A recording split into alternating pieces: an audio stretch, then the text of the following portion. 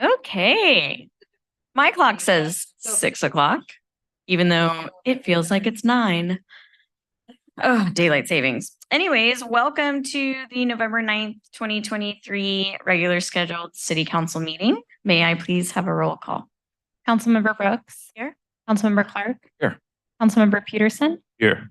Vice Mayor Brown. Here. And Mayor Kaiser. Here. Would you all please join in the Pledge of Allegiance?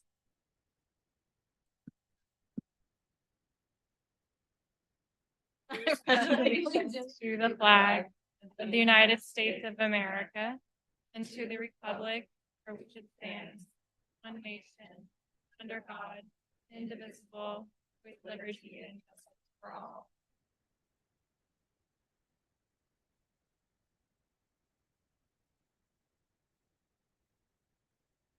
Do we have any additions or deletions? Staff has no changes to the agenda this evening. Thank you. And additional materials? The City Council received 3 emails related to item 7D on tonight's agenda. The emails were incorporated into the agenda packet and were emailed to the council prior to the meeting. Great, thank you. So we'll move on to oral communications. This is for members of the public. You can speak on anything on general government, on consent items, just not on general government or anything of not on the agenda. And you will have 3 minutes.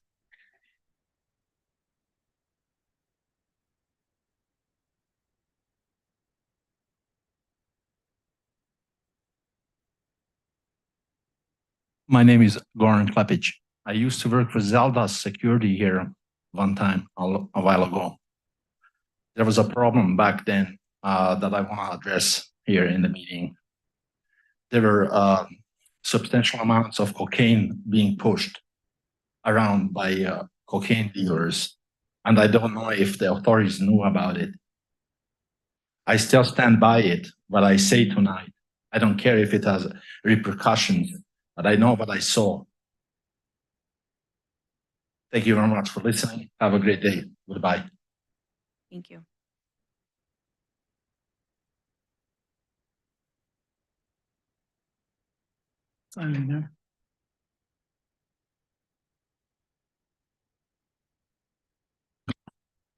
Thank you. Hi, my name is Chris Hamsden. My family lives in Capitola, and I have 4 kids that all frequent our public library. First, we love our library. It's an extremely valuable asset to our community. I'm here to comment on the resolution against banning books in the Santa Cruz Public Library system. It is actually something that's on the agenda, so you will have a chance for public comment on 7A.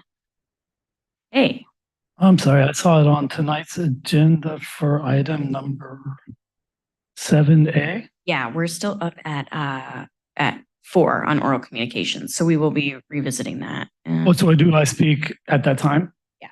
I apologize. No worries. Thank you.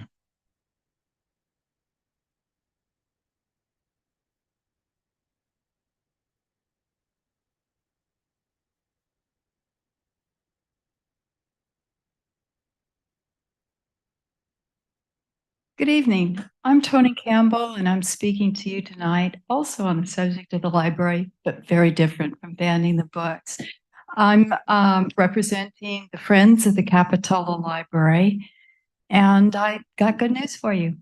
Some of you may remember that when the initial construction papers came out, unfortunately, as drawn, there wasn't enough money to do everything that was in the plans, and the city value engineered stuff very nicely, including they didn't put on solar panels on the roof.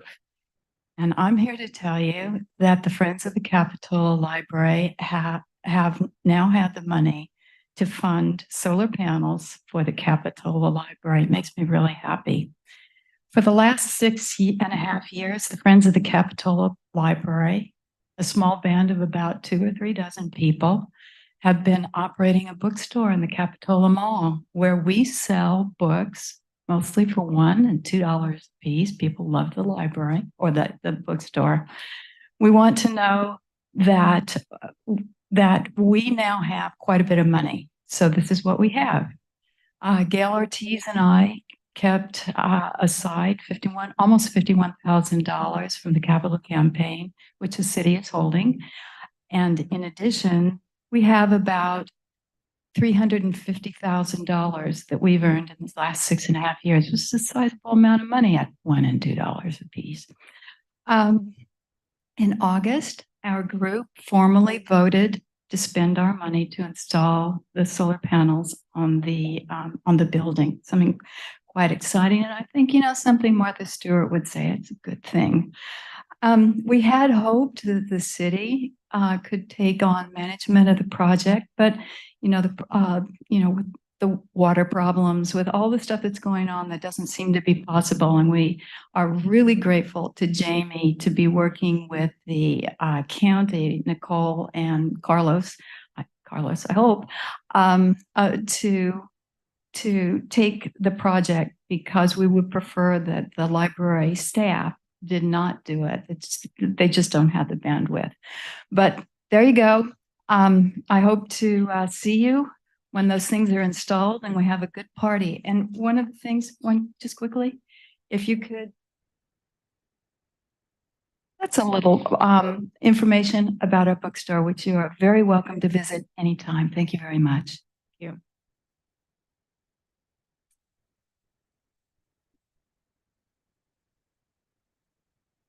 Hi, I'm Esther Phillips, but I'm not sure if I should be here right at the moment. But I'm here for the consent items, number E. So should I wait for that? Nope, now's your time. Yes, okay. Thank you. Way down, okay. All right, it's regarding the 1098 38th Avenue project, Mid-Penn. And there are several residents there are very, very concerned about the proposal and what it will bring to our little tiny 38th Avenue, which is now a highway, it's 38th Highway. There is no lighting. There is no sidewalk on the east side. There is no crosswalks. One for the section that we're talking about. It's about 1.25 miles of section from Brommer to Portola. I and others cannot walk safely on that street with our dog, with ourselves, without being afraid that we're going to trip over something, or how you lose your step when you're walking, because there is no sidewalk and there is no lighting, and the cars go by real fast. Honestly, I had a representative from Mid-Penn come yesterday, and she did see the crazy traffic on 38th Avenue that I'm speaking of. And Mid-Penn is 1098, and it's in the city, but our roads are county. Isn't that great? So we need something done here, because you guys need to talk to each other, because someone is going to get killed, and it might be me and my dog Lenny, who knows? But then you guys will go, oh, yeah, maybe a crosswalk should be put in there. Oh, maybe some lighting should be put in there, especially when there's a 52 unit going up. And I know it hasn't really been approved yet, but we know it's going to be approved. We're not naive, all us residents there. And there is 7 mobile home parks there, and 2 of them are 55 plus over, and the other 5 are all age. So you're bringing in 300 300 plus more people, 100 more vehicles, what we are already dealing with. So you all really honestly need to think about what's going on here. If you're going to put the units up, fine. It's even a 3-story unit, crazy as it seems. But you really, really got to work with the county public works about the road, because it just can't hold all of it. Can't even hold what's doing now. It's not going to hold, safely any more people on that street. Wheelchairs, there's no bike lane. E-bikes go by, and then we have that railroad track at 1098. And people, I was young once too, and we would just fly over the railroad tracks and go even faster. So that's what you got. Lots of people driving fast and not looking at the road signs. There's not even good signage for that matter. So I'm asking you, whenever you are going to, I don't know, approve this, what's it say here? The loan agreement, yeah. That and whatever else goes along with it, you've got to stop and think about this traffic issue that we're heading in for. So that's what I'm asking you to do. Thank you so much. Thanks. I'm asking, but a lot of residents on 38th are asking as well. Thank you.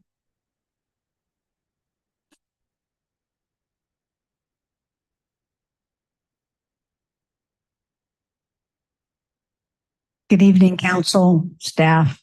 My name is Lori Hill. I serve as one of your arts and cultural commissioners and have enjoyed the ride all along. I am here during public comment to present to you the two pieces of art that the city has taken into their collection as a result of Capitola Plein Air that took place over October 30th through November 5th. Those two pieces are hanging on the wall right over there. The first place was Christian Matthews, and that's the Magical Forest. He's the one that's in the middle there. That's Nicene Marks, and this is a gifted artist. Our judge also selected for second place Loisa Lorenz. Her piece is called The View. Loisa came from from Utah to paint with us this year. So it was a wonderful event. It was our 8th annual year. The first year that we did this event, we sold no paintings. Now at the 8th year, we're selling 45 plus. 70 artists applied to be a part of the event. We could only handle 40. It's a wonderful example of collaboration between a lot of agencies. The Chamber of Commerce was there presenting a special recognition. So was the Capitola Village Improvement Association. Palace Arts was there doing all kinds of great activities. It's a great event, and I hope that you will support it again for next year. Thank you. Great, thank you.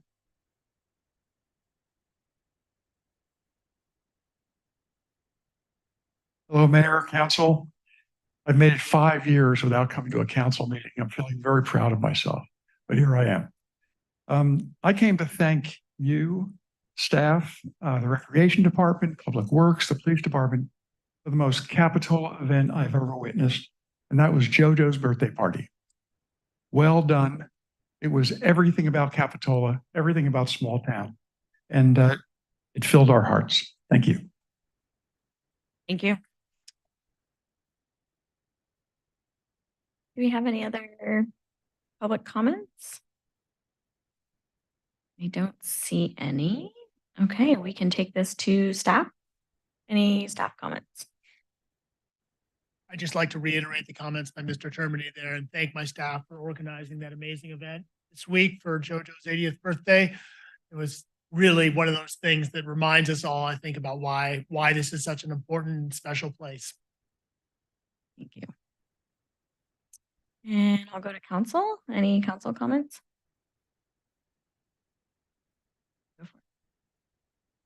Yeah, I'd like to ask staff to come back to us regarding the Children's Bill of Rights. The city of Santa Cruz has worked really hard in rounding out the program that could potentially be an extension of the program or the policy. No, the resolution we just adopted.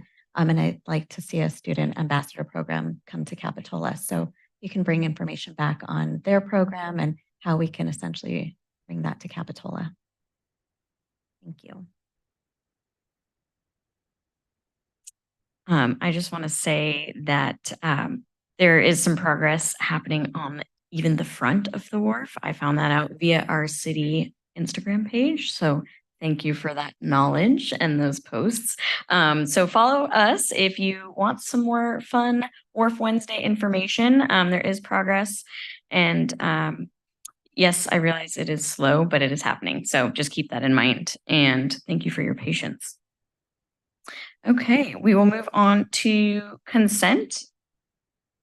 All these items listed as consent will be enacted by one motion in the form listed below unless a council member wishes to pull an item. I'll move consent items 6A through E. Second. We have a first and a couple seconds. May we just do a voice vote? All those in favor say aye. Aye. That passes unanimously. Thank you. We'll move on to general government. Item 7A this is the resolution against banning materials. The recommended action tonight is to adopt a resolution against banning books and materials in the Santa Cruz Public Library System. This was an item that was continued from our last meeting. Julia's. That would be me. Yes. Good evening, Mayor and City Council members. To start us off this evening, we'll be going over this item that was continued from the October 26th council meeting.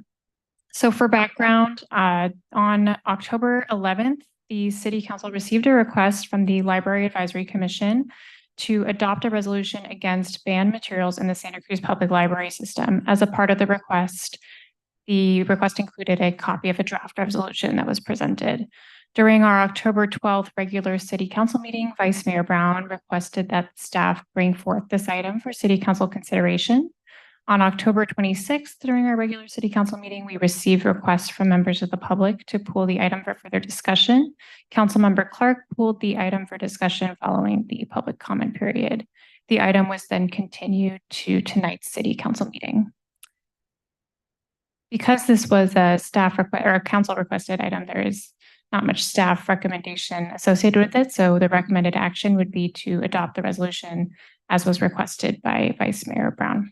I'm available for any questions. Thank you. Do we have any council questions?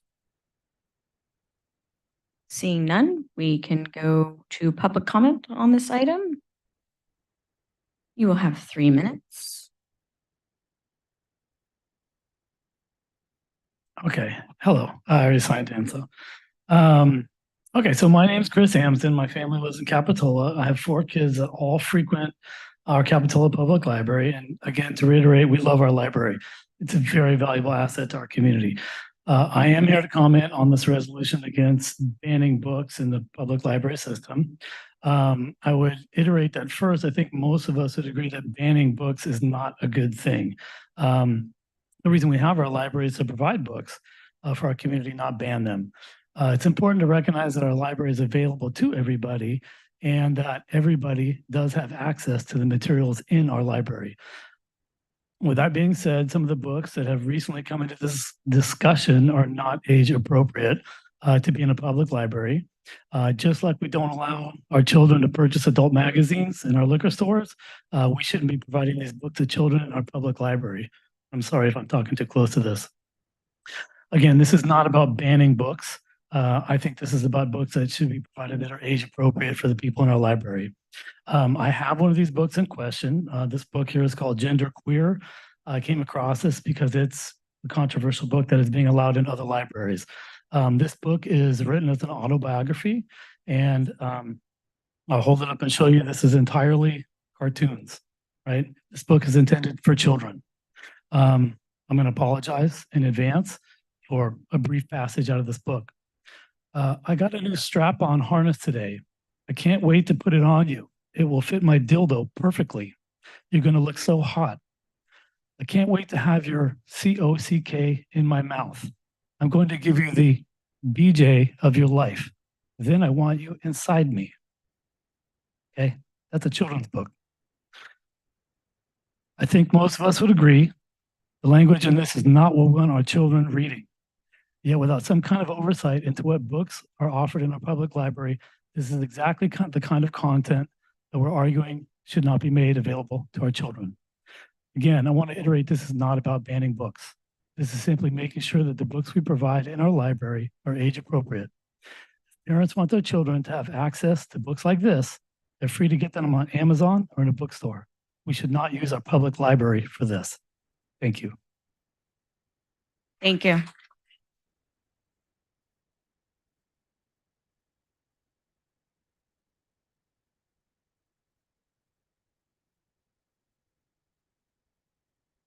Good evening, Council and Mayor Kaiser. My name is Paula Bradley. I'm a resident of Capitola. I wholeheartedly support the resolution against banning books and materials in the Santa Cruz Public Library system. At the last City Council meeting on October 26th, which I attended remotely, I was naively surprised to hear speakers proposing banning books. I know that the politically motivated efforts to ban books for the last few years has accelerated, but naive because I was surprised that it is happening in our small city, like everywhere else in the country. Thank you to the council and Kristen Brown for bringing forth this ordinance, although it is sad that it is necessary. Book banning is censorship. Banning books under the guise of protecting children is an easy first step on the path to fascism, as evidenced through history, most famously by the Nazis. Everyone wants to protect children. That is not the point of a book ban. Book bans are manipulating the public to falsely believe there is a threat from a group or persons. Pick any group, those who are different, race, religion, LGBTQ, gender identity, etc. The intent of this manipulation is to evoke an emotional response and outrage to an overblown perceived threat. In the bigger picture, book bans are part of a greater effort to restrict education and forms of media, the free expression of ideas and thoughts, and efforts to whitewash or rewrite history. We need more thoughtful discourse to better understand others and study historical facts to learn from the past so it is not repeated. Unfortunately, the same groups advocating for book bans have been taking over school boards, stalking members' children, making threats to educators and public service workers. So we're afraid to stand up to this vocal minority. Political leaders are substituting factual truths with lies and sowing division by turning groups against each other. Many of the lists of books to ban are not even in the libraries. Thank you. Thank you.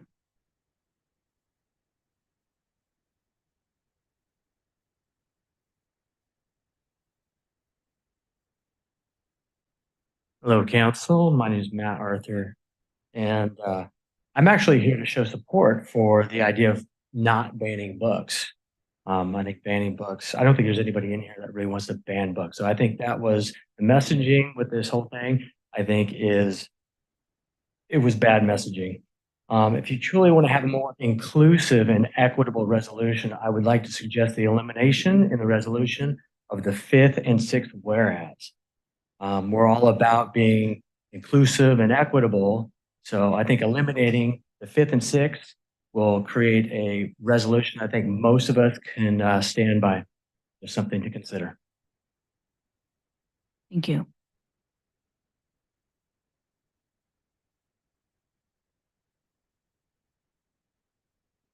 Good evening, council members. TJ Welch, resident. My daughter, my grandkids live here in Capitola. First of all, I want to state that I am not in favor of banning books. However, your resolution is much more than just a statement on banning books. The resolution is about an agenda that this council has pushed since you were elected. Notice that the resolution actually contradicts itself. It states that the library plan is to be inclusive, but it is anything but inclusive. The resolution goes on to attack conservatives for their concerns about children. The only books listed in your resolution is from the LGBTQ community. It doesn't talk about classic books like To Kill a Mockingbird or Kirk Cameron's children's book that's both of them are being targeted by a group that's a little more on the liberal side. The new president of the American Library Association, who you support in here, is a self-proclaimed queer Marxist who states that her agenda and the ALA organize a collective power to wield against white supremacy, imperialism, to support and direct children to find their own brand of queerness. The American Library Association's Library Bill of Rights states that children should have privacy rights without parent knowledge. This is the problem. You're placing your agenda, the ALA agenda, against parents and families. Some of these books are outright pornography, and like pornography, should only be checked out by adults. We don't need librarians helping our kids find queerness. The author of Being Genderqueer, which was read earlier tonight, it's listed on your resolution, actually stated that she did not write the book for kids, but rather adults. It's interesting because it's all animated illustrations for kids, but that's what her statement was. I'm asking you tonight to change your resolution to not limit the scope of the ban of books and keep books that have pornography for adults only, and to keep them away from our children, just like we do pornography. Thank you. Thank you. Anybody else that wishes to speak on this item? Hello again, Council. My name is Mike Termini. I am the chair of the advisory commission that brought you this resolution and developed it. And let me say that we are not speaking about school curriculum. That is for parents and school boards to dole out, and we specifically stay away from that. There are popular requests to ban books in all segments of this country. Oddly enough, the most frequently requested ban is for the Bible. Next is the Quran, and after that is Harry Potter. So, and as many speakers said, and I respect all of them for their opinions, banning books come from all sides, liberal and conservative. And I'm sorry if this resolution reads as some sort of an attack on the conservative agenda. It's not. We believe that youth access to these books is in the hands of the parents. But we must, as leaders, send a clear message that freedom of access in our libraries has to be preserved. To guarantee the free access of ideas that we believe in, that's easy. We all want to do that. To defend ones we disagree with and the ones that are most abhorrent to us, that is where the real test of defending liberty comes in.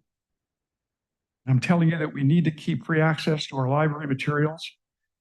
And with regard to adult-only material, I must say I struggle with this. And I think that, if there's a 4-year-old at home under the covers with a flashlight reading Lolita, somebody needs to look at that, and it's the parents. But as far as the slippery slope of naming books, and we did purposely put the most divisive and some of the most questionable book titles in this resolution for a reason. And that is, just like the Supreme Court defends Nazis marching, we have to defend the worst along with the best. And if Mein Kampf is allowed to sit in library shelves, as it should, because we never be able to forget the existence of that book, everything needs to be put out there. So thank you for your consideration. Thank you.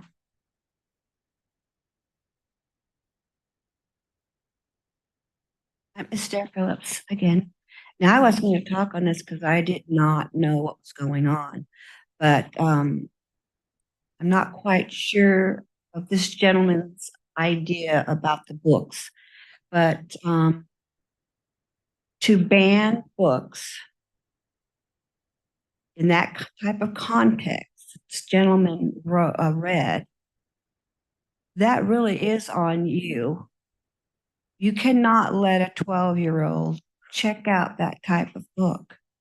If anything, you should have the parents should be next to them.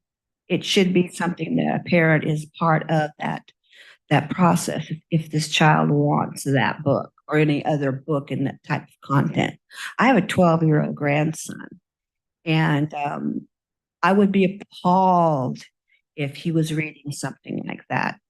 Like his friend told him, hey, go check out this book. And he checked it out. I would be appalled, and you all should be appalled as well if that happens to your children, grandchildren, nephews, nieces. You have to think of that, not this, what do they call this? Resolution against banning books. It's not banning books. It's banning, not even banning inappropriate books. It's saying parental control and respect a parent would have to be there if this child is going to check out such a title of a book, any type of book of that. And I've not done any reading of this. I just heard what I heard tonight, and I'm appalled what he read to me. That's something in a bedroom that you would, be with your husband or your boyfriend or, girlfriend, wife, whatever. That's appalling. And you all need to think about this. You better think about this in the future, how this is done. This is, and I am not appalled to any of what was said, only the age group that's going to be reading it. Thank you. Anybody else wish to speak on this item?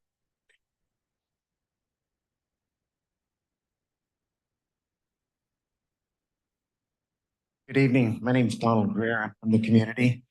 I just sitting here, listen, I didn't know much about this, but what I can say is if someone was to come to a liquor store, was to come and say, I'm going to, instead of selling this material, I'm going to give it away, would it be okay? Would you guys be okay with that? And there's nothing different except you can go to the library and you can check out this stuff that's not appropriate for children. And I'm talking about children under 12 years old to be getting this material. The only difference is it's free. There's no cost to it. No one's going to be in any trouble for it. But if you were to go into a liquor store and go to where they have X-rated material, they can't have it out in the open for the children. So what is the difference? That's my question. Thank you. Any other speakers on this item?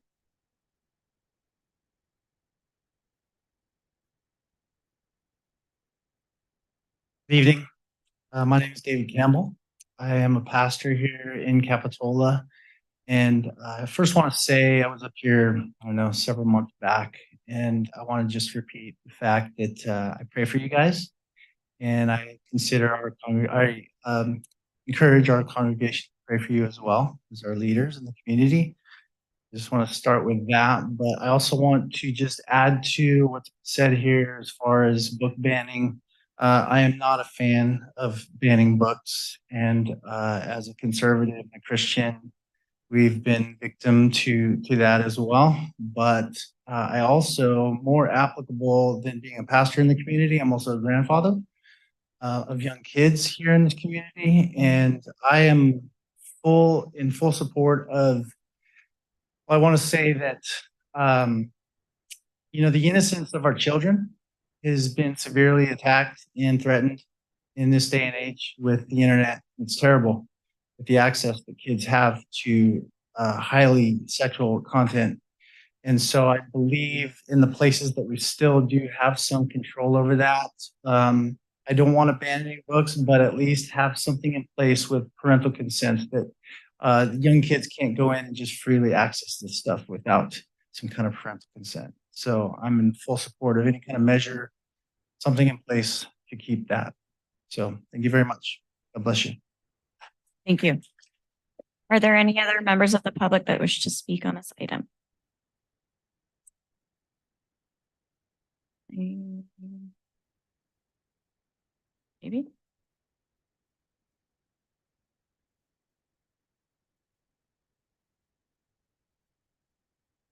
Evening. Thank you for your time. I'm just going to reference the book, Being Magenta. My name is Mark Escobar. I'm a local here. And I'd like to point out that in that book, it solicits sex with a minor. So there's specific penal codes that specifically 288.4, which is a crime if you are to solicit a minor for sex, to meet up for sex. But this book specifically and explicitly talks about that. There's another penal code, 288.2.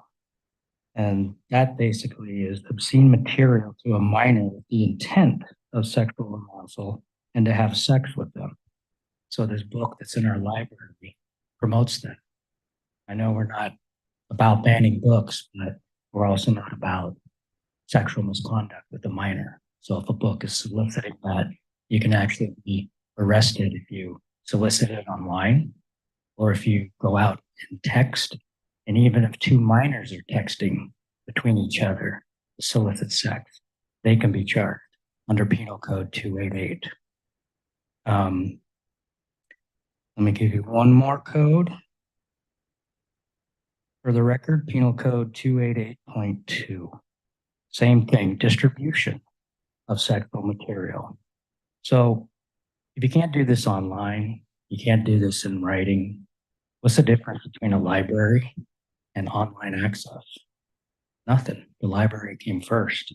So if this material is in our library and we can't do it online anywhere else because it's a crime, then why are we keeping the solicitation of minors in our libraries? And like I said, I'm not for banning books, but I am not also for promoting sexual solicitation with a minor. Thank you. Thank you. Any other members of the public wish to speak? Seeing none, we can take it back to council deliberation. Any comments? Move approval of staff recommendation. I'll second. We have a motion and a second. May I have a roll call, please? Councilmember Brooks. Aye. Councilmember Clark. Aye. Councilmember Peterson. Aye. Vice Mayor Brown. Aye. And Mayor Kaiser. Aye, passes unanimously. We can move on to item 7B. We're moving on to item B. We have the 2023 special event report. We are to receive a report on 2023 special events, provide direction regarding changes to specific special event permit conditions, and approve recurring minor and general special events for 2024.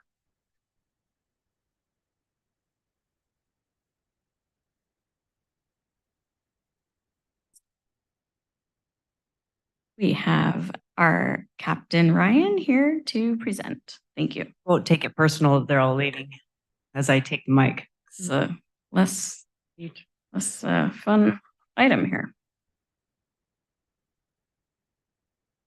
Good evening, council and staff. I'm here to give you the recap of the 2023 special events. And I just want to start with just saying that this mic is very sensitive, that pretty impressive that these events were pulled together after the rough winter that we had. So there's some event organizers in the crowd. So, I mean, kudos to them. The collaboration that happened and the fact that we were able to do all the things that we did were pretty incredible. So the purpose here is that I'm going to give you the report and look at what's happening in 2024 and how we can move forward and just continue to improve our collaboration with the community and special events. Can you go back real quick? Please acknowledge Gail, one of our special volunteers. That's at Trunk or Treats this year. So I tried to grab photos that were actually relevant and current with some of the things that we had going on this year. So I thought that was really cute. All right. So just to kind of bring you to special events and how we got here, we have general special events for the city of Capitola, which are 200 attendees and more, that also have larger impacts to the city, public works, and police department in particular. We're going to circle back to that at the end. So general special events. And then minor events are less than 200 attendees with minimal impacts in the Art and Cultural Commission events and other city organized events. So in 2023, we issued 10 general, which are again, to remind you, those are larger events. And we issued 26 minor, so all of our smaller events, and 5 permits to the Art and Cultural Commission. Next slide, please. Here are 10 of our general, or what would be considered our larger events. And there's some new ones on there that we're impressive that we were able to pull off with Beyond the Flood, Oktoberfest. So next slide. 26 minor special events. It's a lot of events. And these are on here that, so the impacts are smaller, but I do want to just throw it in there that, for example, like the Halloween parade, small but mighty, was a huge turnout this year. So we do support those events. The police department shuts down streets, which is very temporary. Next slide, please. We had 6 city organized special events, as you can see here. Some newer ones that came in this year out of response for what we had going on in the winter time. Next, please. So the overall recap, I just would like to publicly acknowledge our emergency partners. We have really come together jointly to support the community from an emergency standpoint, with Central Fire doing incident command, meeting with our organizers ahead of time to make sure that we're meeting their needs and that we're being reasonable about what our capabilities are. We have the addition. I've had the pleasure of working here when we had a lifeguard program, and then we didn't, and now we do again. So that was a new addition, which we'll talk about later at another time about what that's going to look like moving forward. We also 321, maybe even on the conservative side, of police hours that went to support the special events, and also 66, which we think that number might be a little low. And that's just communication that we can clean up moving forward with Public Works, us communicating with them about how much they're putting in when we have that influx of people that come into our city. Next slide. So to wrap it up, future special event process, we've been working collaboratively with our city attorney. Tamara, thank you for all your help. Planning, Public Works, Recreation, with Nikki, to move forward and to look at reviewing and revising our municipal codes, to also streamline the process. The special event process really affects city staff. And to also examine and redefine our thresholds for what qualifies as being a special event. And then also to look at our wording, general versus minor, and make that wording a little more so the public understands what they're asking for when they're coming in for an event. And then also just to review our cost sharing, the fees for staff time, overtime costs, now with the addition of the lifeguard program as well, and what that looks like moving forward. So we'll be coming back to you with looking for direction and to give you more information on our collaboration and what we see, how special events really impact the city and all of our resources. Next slide, please. So what we're looking for here is to provide direction regarding any changes to any specific reoccurring special events, permits and conditions, and also to determine if any additional review should be required as we plan to move into 2024 special events. Thank you. Thank you. Any council questions? Yeah. So that was a lot of events happening. Isn't it? When you start putting on a slide, it's pretty impressive. It's amazing. It's wonderful. I know our community appreciates it. Sometimes in the middle of the year, we get additional requests. What do you think about that moving forward, about the current amount of events occurring and potentially more? Well, what my thoughts on that are that we have a lot of special events. And so it is a challenge to support much more than we have going. And it really depends on the time of the year. It was a little odd this last weekend to not really have anything going on. So I would say that I wouldn't want to come up with a hard opinion about what I think about it. I think we have to be a little bit flexible. Like, we added some city events to recover, and we don't know what this next year is going to bring in all different ways. So, but I definitely appreciate being a part of the conversation, because it does put a strain on staffing for the police department and also for Public Works. I mean, all of us that try to support and keep everyone safe while the events happen. I'm thinking, I'm looking at our city manager just because of our ribbon cutting for our wharf. That would be occurring next year, mid-year, and I don't see anything on this list referring to that yet. It'll probably be a substantially large event. I don't know if it's necessary to put that on the docket or because what do we have? April, May, 2024? Unfortunately, I'm afraid it's going to be a bit later. Okay. But it's within this next year. That's correct. So I do anticipate that hopefully we're going to have a fantastic ribbon cutting event when we open the wharf.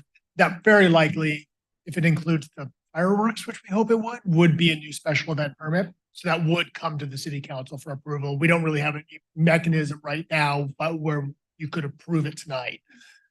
Okay. I'm just saying it for future reference that there might be fireworks and a ribbon cutting of a wharf of sorts. You sure hope so. Possibly next year. Well, Monty still has his placeholder in October, but we'll see how things track. Okay. So it's not necessary to add anything tonight as feedback. Okay. Thank you. Going off of that, are we, for the 75th anniversary, did we list that? We did not list that. Are we doing anything with that? Sorry if that's not part of this. Again, so the way the process works is when we have new events, we do bring them to the council for Okay. approval. Okay. So for example, the Beyond the Flood concert did come to the council for approval. So if we do end up organizing specific events for the 75th, it will be coming to council. If they're major SCPs, if they're minor SCPs, they can be approved at a staff level. Okay, and I don't know if this is more of a comment or a question, but I kind of how you brought up where there's the general and I think, yes, there's maybe we could sort of reword. General just sounds like whatever, So maybe we could intensify the name in like a good constructive way and so that staff and community members understand that it is going to be more of a process or taxing or whatever on staff and that it is a bigger deal than just a general. Right. And we feel that I completely agree with you. And that's sort of what sparked this when we started looking at it, that what is listed as general to us is like major. Totally. So we do want to change that wording and streamline the process. So also, so the public's not so confused because we spend a lot of time, our analyst, Esmeralda, spends a lot of time answering questions and helping people navigate the process. And what that tells us is that we need to deliver the information better. Thank you. Yes, I kind of jumped the gun on my question, but go ahead. Yeah. Thanks. Yeah. Can I ask what the process is? Is it like, do you have to go get a document in person or is there an online form or what does that look like? Either. So you can go online. Our application right now is a little long. So that's another improvement that we'll be bringing back to you all to look at. But they can go online, they can come in person. And we ask a few vetting questions that would put the person in the right direction. Is it a general or would be a larger event, or is it something more minor? And so they fill out the application, and then depending on the type of event, it's something that may come in front of council, or like the city manager said, something that we can just approve on our own. And it's very fluid depending on what the event is and what kind of permits they need. If they're going to, need the bandstand, if they're going to need an ABC license, because it's an alcohol related event. So we help them navigate that process. Thank you. And for a minor event, I'm just curious, what's the turnaround time on approval or denial? We have it. I can't remember off the top of my head what the policy is. I think we asked for 90 days, I believe. Do you think that's the same for a general? Right. Okay, thanks. Mary Beth probably knows. Yeah.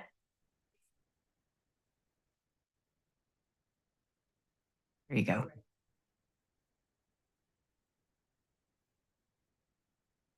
Any other questions? Okay. We can go to public comment on this item. Is anybody that wishes to speak?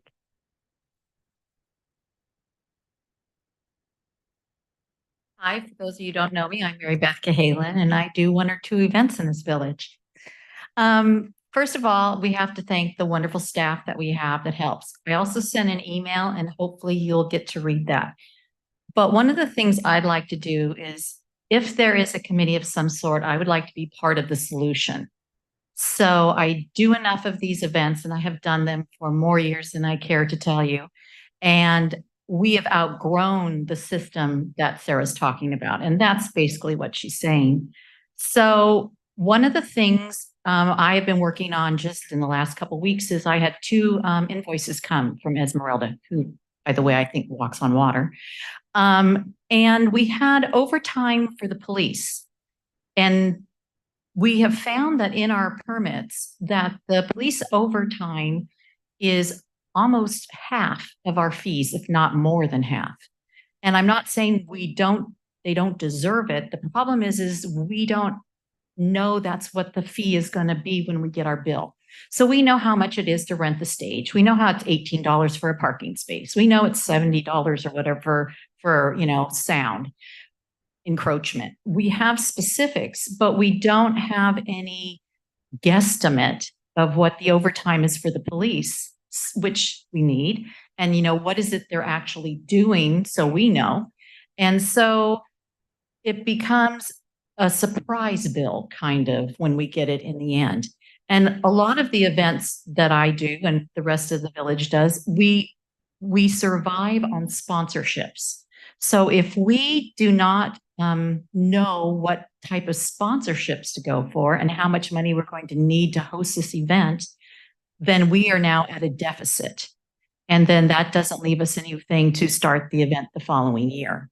So if we could have a clearer understanding of what these fees are going to be, the lifeguard information is on there. Is that part of this or is that another section? That's another section. Okay. So my thing is we need to tie down better what we're getting, more bang for our buck, I guess, or what we're getting for the money we are giving. And it's the unknown. I was supposed to have lifeguards. They didn't show up, but that wasn't my decision. And there was no communication to tell me that they weren't going to be there. Thank goodness I had an EMT on site, or I would have had a nautical parade with no emergency. So it's that kind of communication that has to get better between the event planners and the city. I mean, Sarah, Mike, they all walk on water, but we do really well. But I'm just saying overall, that's what I see, better communication. And I'd like to be part of the solution. Thank you. Great, thank you.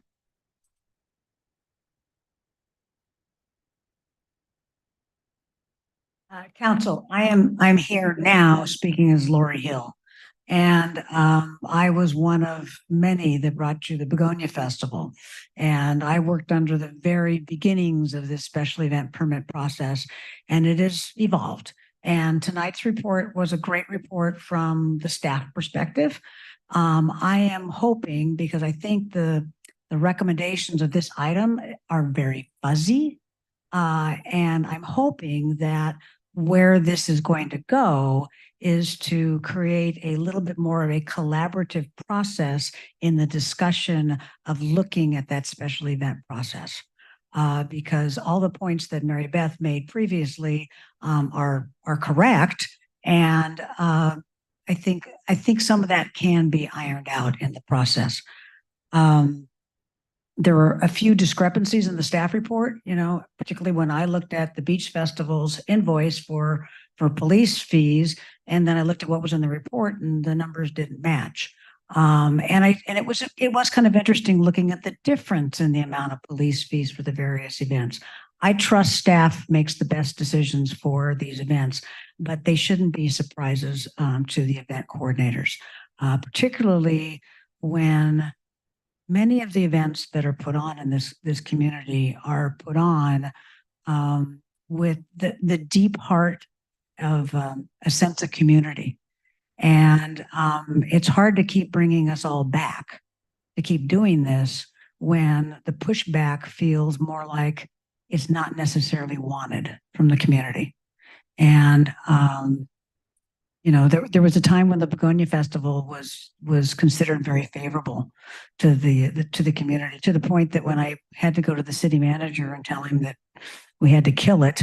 His first remark to me was, "You can't do that." And then I explained there was no begonias going to be coming back. That's how valuable some of these festivals and events become to a community.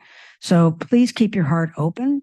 You know, I have sensed a real shift in the feelings from the city with regards to some of these activities. And I'm hoping that you keep the heart in the community in Capitola, because it is a very special place.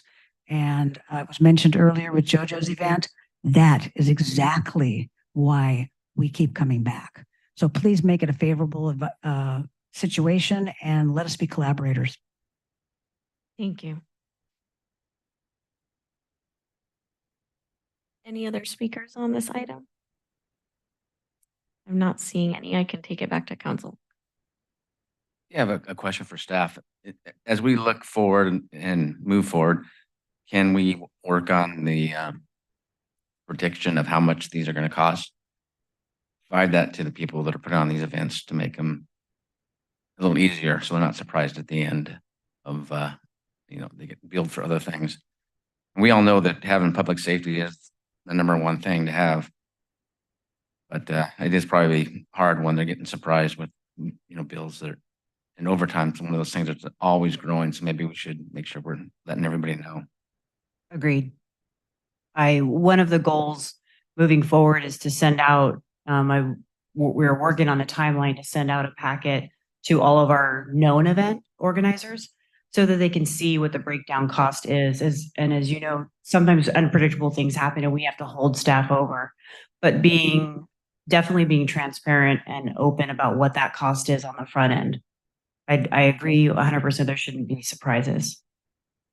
That's great. And I would like to thank, it's the same people over and over that do the most volunteering, and would like to thank them for all they do.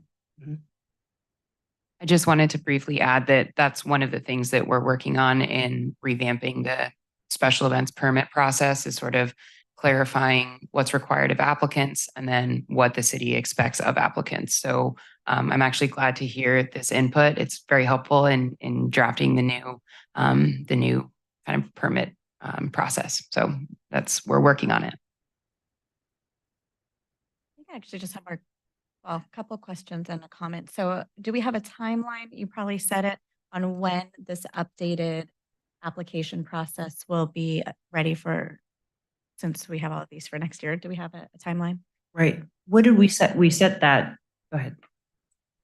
So our goal was to complete the update this winter so that next year we have a new process. In fact, our plan was to introduce the ordinance this evening and then actually have the first reading at our next meeting. We're not there yet. We hit a few little bumps in the road, so there's a little bit more work to do. But that's the goal. The goal is that we have new applications come January, maybe it's January 15th, that everyone can use for special events moving forward come the new year. And then the second part of the question is, and I'm sure it's in the report, but just for our audience, the partners collaborating on the application efforts include PD, our attorney's office, staff within your office, I'm hoping. Yeah, and as well as our rec division and our planning department. So then I'd like that to make sure. And then community input. Not that we need to go out for a large, but we have two very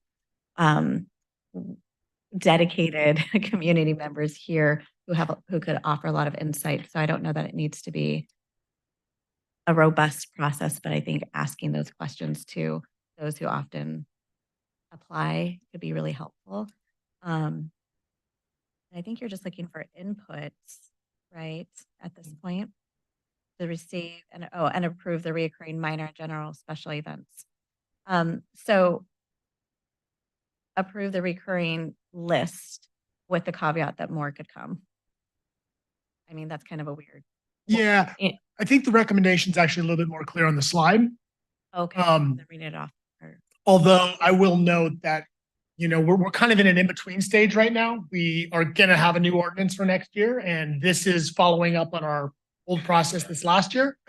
So in a sense, it's going to be different next year, but the goal here is just make sure that if everybody's comfortable with the special events the way they were issued last year, that's good to know. And if there's one of the special events that needs more scrutiny, now's the time to let us know. See. So I think I provided my direction. You heard from Councilmember Clark. And then we'll see the process come back in January. And if there's any additional review, I think all of the events went well.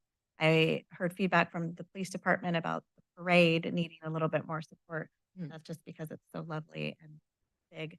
I don't know if the sip and strolls were on that list. They probably were, and I just missed it. Oh, they are on here. Okay.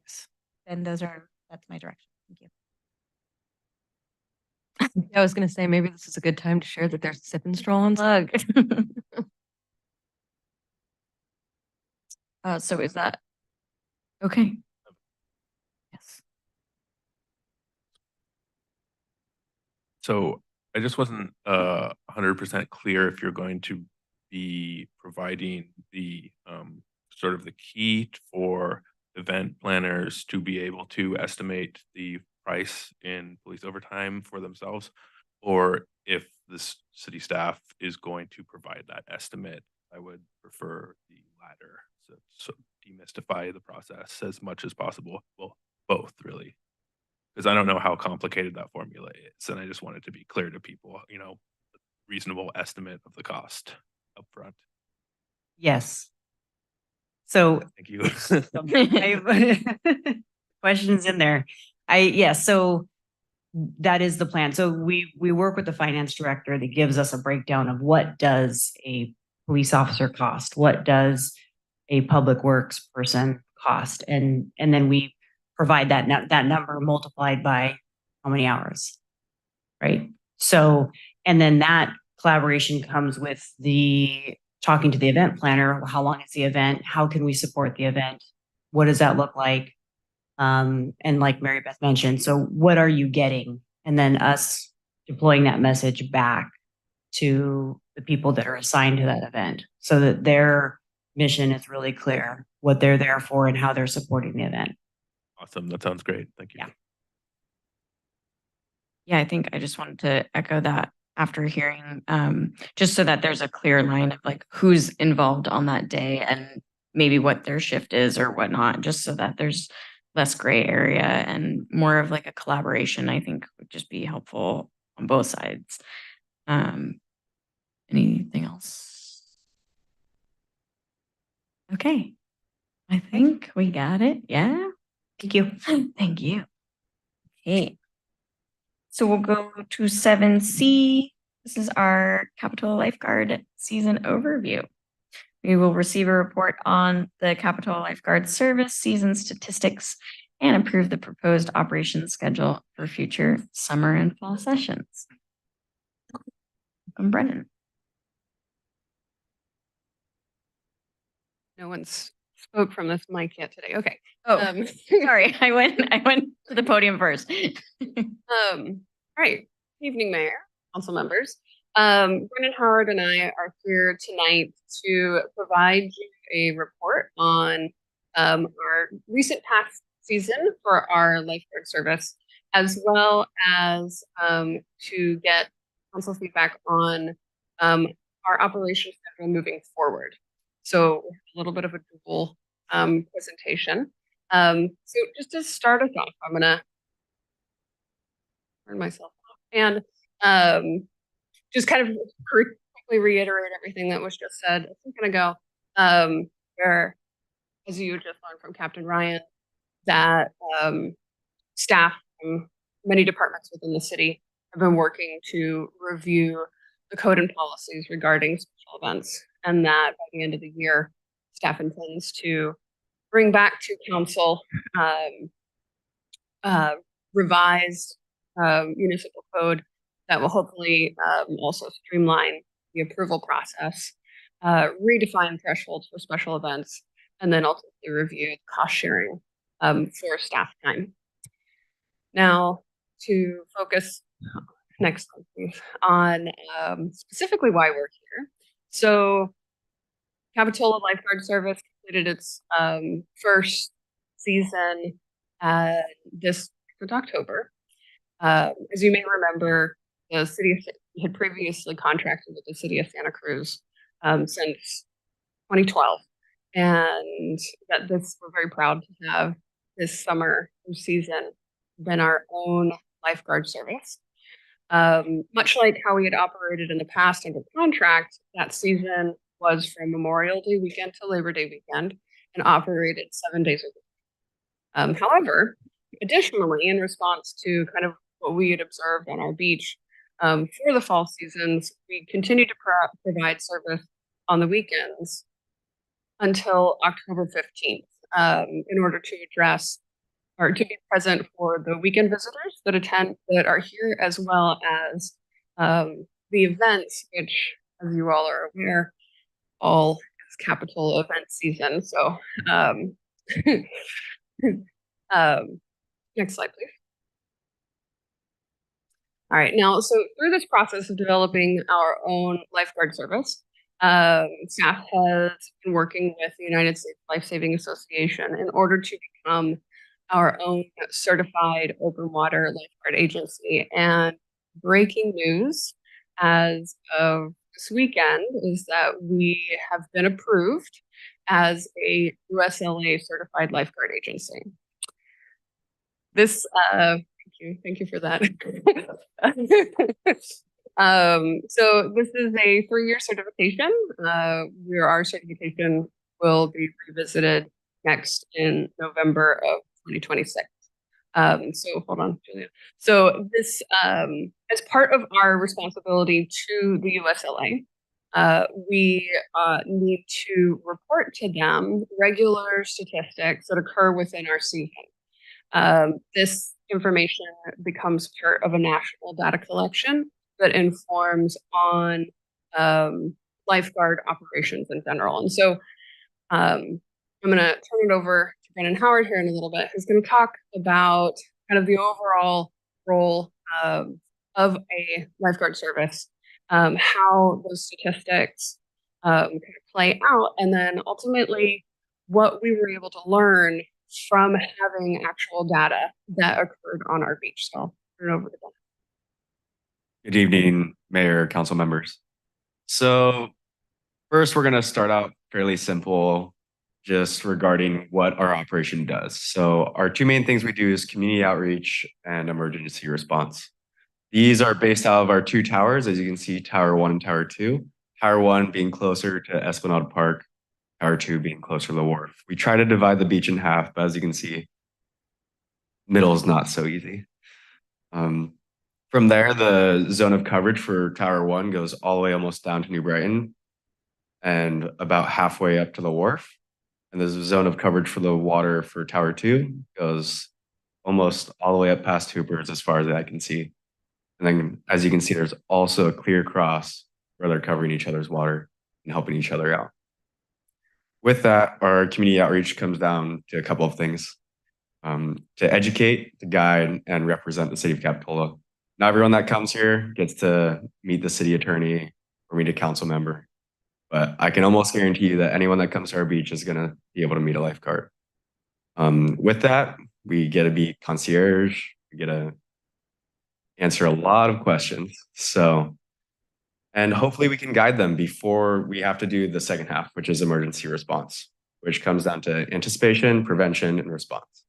So next slide.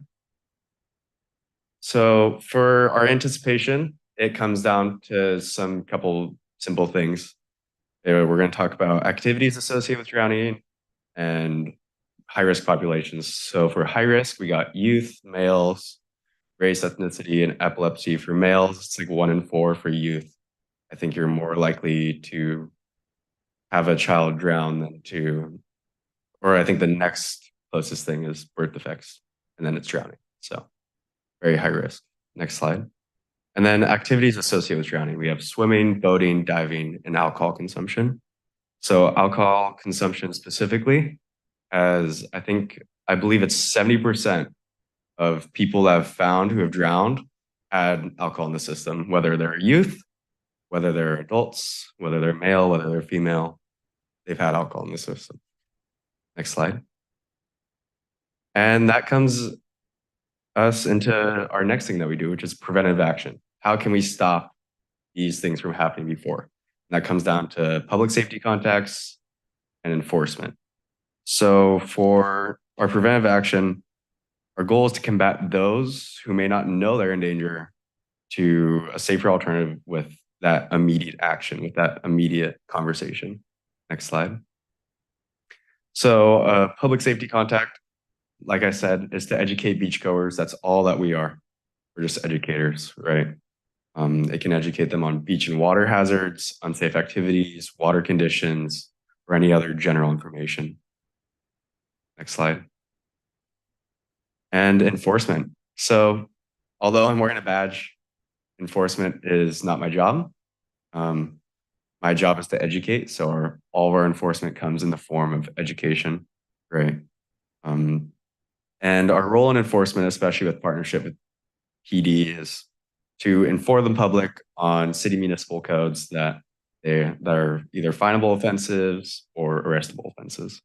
So for us, it mostly comes down to whether their own personal well-being or someone else's well-being is in jeopardy with that, right? And then if they continue to act on in those areas, then that's where we would update PD on any beach activity or specific persons that need follow-up on. So that's our daily. And this is something that I see every day. It's called Watchtower. So for me, this is a digital command center. It does all my legal documentation, all my forms, everything very simple. But for what it does for the city is it does a stat keeping device, right? So it can do large correlations between external factors and calls for service. So it can it can tell me how our quality of service is, can document our stats for USLA, and it can show us how we can protect our community in a more significant and better way as well. Next slide. So as you can see, with our end of season stats, our contacts are above anything else that we do. We're constantly making sure that those people are safe before we have to do anything else. And then trickles down through enforcement, prevention, minor medical aids, and even above that is boats before rescues. Next slide. Another cool correlation is major medical aids and rescues by hour of the day. Bear with me here, it's pretty hard to see, but the top of the slide is basically midnight, and it goes down until, once again, midnight. So as you can see, most people would think our day would be kind of linear and spread out. In reality, it seems that every time at 6 p.m., we're having a major medical or a rescue. So that can attribute to a lot of our overtime. That can attribute to us having late nights, having staffing that's coming home tired because we don't get to choose when we go home. Next slide. Our next one is calls for service and air temperature. So as you can see, as the temperature rises, so do our calls for service. There's more people on the beach. There's more to do. There is a small discrepancy here. It wasn't that hot this year. We didn't have many of those severely warm days, but I'm sure as our data grows, we'll be able to see those correlations with it. Next slide. And then one of my favorites, tide height and by rescues and assists. As you can see, it's very right leaning. The higher the tide, typically, the more dangerous the situations get, the less options people have. So whether they're up by Hoopers and they're in a pocket cove, or if they're down at New Brighton and they're getting swept by this longshore current, their options are severely limited just by their land access. So as you can see, as the tide rises and there's less land, it makes my job more apparent. Next slide. The next one is swell height by rescues and assists as well. As you can see, as the swell rises, we are doing more rescues. We're helping more people out, making sure that they're getting home safe. And now we're going to go into our monthly graphs. So this is our April through October. We're just going to quickly go through all of them. So if you go next slide. May start off really slow. Pay attention to the numbers on the left as we're going to roll through these. I'm going to try and do them nice and quick. It was really slow. There wasn't that much to do. Next slide. However, June, our peak days, in May soon became our daily operations with a large spike. As you can see in that junior guard competition, we're contacting over 350 people that day. Next slide. Into July, right? Since the 4th of July kind of fell in the middle of the week, we have two larger spikes where we can see our calls for service for contacts enforcement coming out in the beginning and the end of both sides of the week. There's a small anomaly with on July 15th and 17th, which is likely a weekend that was hot. And then there's a huge anomaly with July 21st, which I could not tell you what happened, to be honest. At a moment. For August, our day-to-day graph, as you can see, you can clearly see when school gets out, right? Or starts, when school starts, right? Our beach attendance drops, our contacts drop, our minor medical aids drop. But as the weekends go on, you can see that every single weekend there's these large spikes, right? August 23rd is an important one too, because that's a Wednesday. So there's a large heat wave, and this combined with swell, we ended up having a lot of contacts, rescues, enforcements, just making sure that people were safe that day. And September. So now that we're into September, we're only operating on weekends, right? That's all you'll see. So we have Labor Day, this big spike. You pay attention to the numbers on the left. We're looking at what were similar numbers like June, right? That shows our weather in Capitola. Our fall is warm. So our Labor Day has a large spike. Our Art and Wine also has a large spike. September 16th, 17th, and 18th, I believe, was raining. So there's no spike there. However, the 22nd through the 24th was followed by another large spike. And for October, from here, it's basically events that are running, as well as correlations of tide and swell. You'll see more correlations here than any other graph of when there's high tides. Basically, we have these king tides on October 17th through the 21st, as well as our swell height increasing, which shows our rescues. At this rate, we're kind of slowing things down. So our contacts, our enforcement, all those little things are dwindling. And I'll throw it back to Nikki. Thank you so much.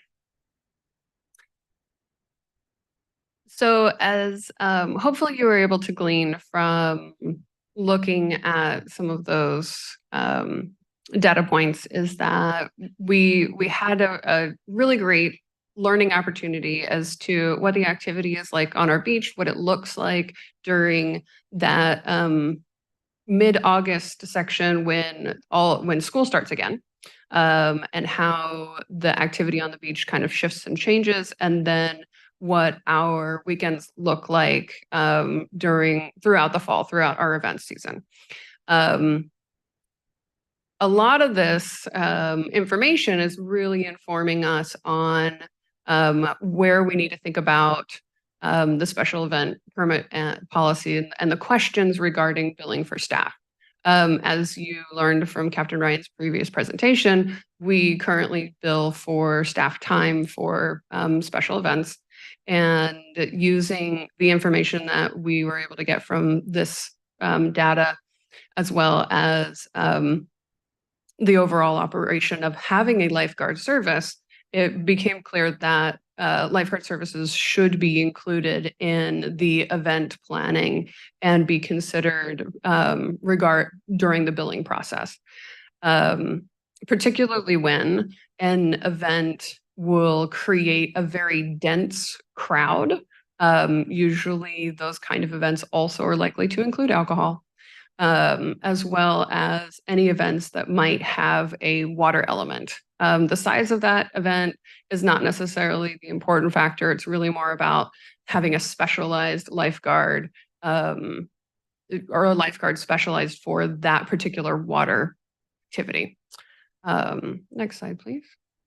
All right, so I'm going to take a little sidestep here and just make sure that you guys understand how lifeguard staffing works for us. So we typically talk about our lifeguard staffing in regards to Tower 1 and Tower 2.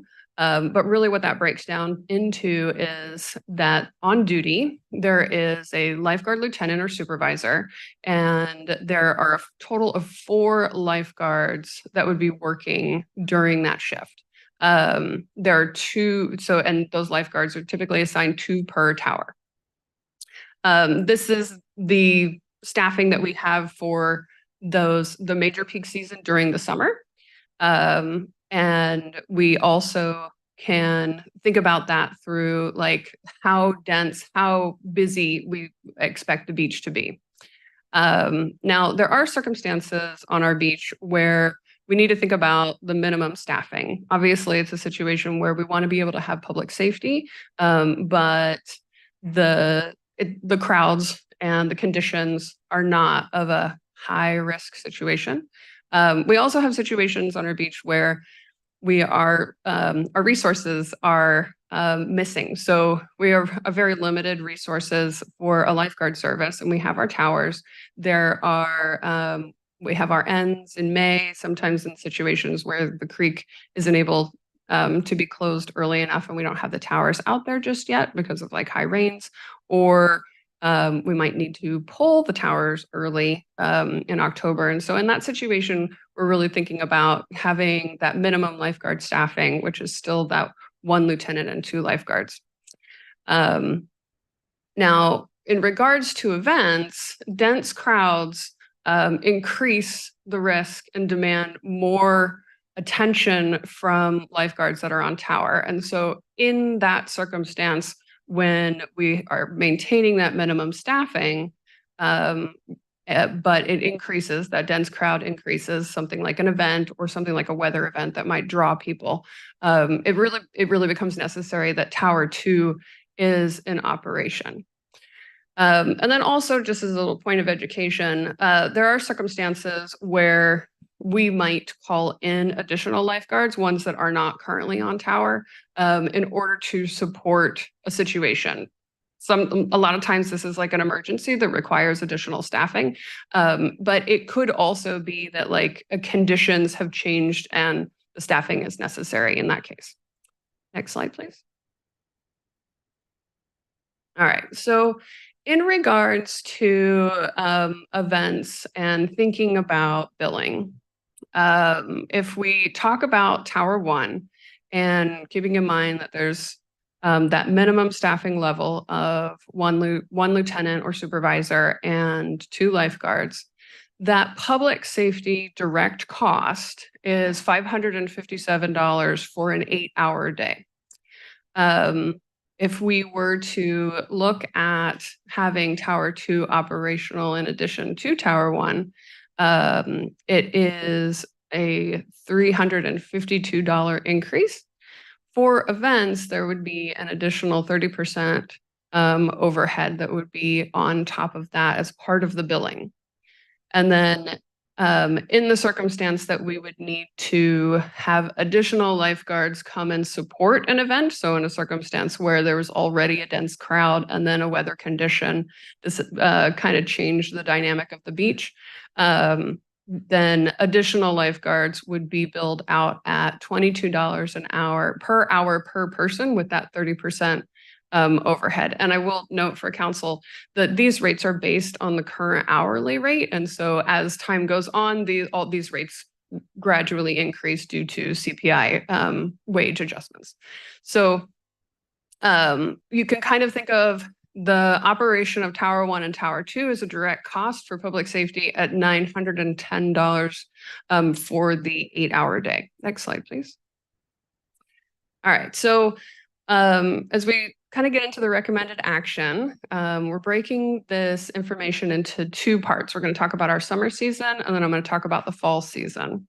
So for council consideration, for the summer season, the recommended option is to operate as in the past, from Memorial Day weekend to Labor Day weekend, 7 days a week, operating both towers. So it's basically no change. However, we did learn that the activity on the beach kind of changes mid-August. And so we would then adopt having the second half of August potentially reducing our staffing to Tower 1 if the conditions and crowds are favorable for that. Obviously, if there's something going on, we're not sending them home. Now, alternatively, if council wanted to consider operating from Memorial Day weekend to mid-August from 7 days a week, that's an alternative. This would be a reduction of about 14 working days. And I would also just kind of note for council that this is only an alternative because we kind of only have one season of data. And so maintaining our status quo is definitely in our benefit. Next slide, please. All right. And then as we shift to the fall season, the recommended option is to operate Tower 1 for beach public safety so that we're there for anybody that shows up. And that scope would begin after the summer season ends and then until mid-October. And then events that require Tower 2 staffing would be billed just for Tower 2, so those 2 lifeguards that are there, and then any related callbacks to that event. And I will very specifically note that if there was an emergency that required callbacks, the event would not be billed for that emergency. It would be something that was specifically related to the event. And then, of course, events that have water elements. Alternative option is to operate Tower 1 and Tower 2 for the beach public safety on those weekends. And in this circumstance, events would be billed for water elements and only the callbacks that are specifically related to the event. Next slide, please. All right, so the overall recommended action is to approve staff's recommendation of the operational schedule for summer and fall lifeguard service. And with that, we are available for questions. Thank you. Questions? Yes. When you say that the events would be billed for Tower 2 staffing, is that for general events or minor events or both? So that's definitely a bigger part of the threshold conversation that still needs to be had. But some of the factors that we would specifically be looking at is whether or not that event is bringing in risk factors for our beach. So is it bringing in really large crowds? Is it bringing in really large crowds that are drinking? Those kind of risk factors would be part of that evaluated process. Okay. Okay, I think everything else I have is a comment.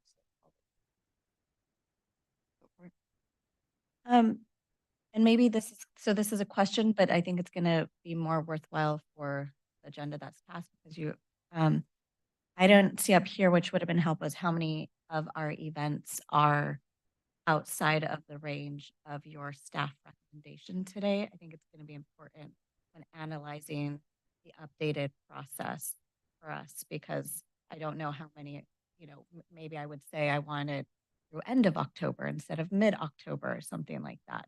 If we were to encompass another event hosted by the city, so it could essentially not be as expensive for somebody who wants to have an event. Does that make sense?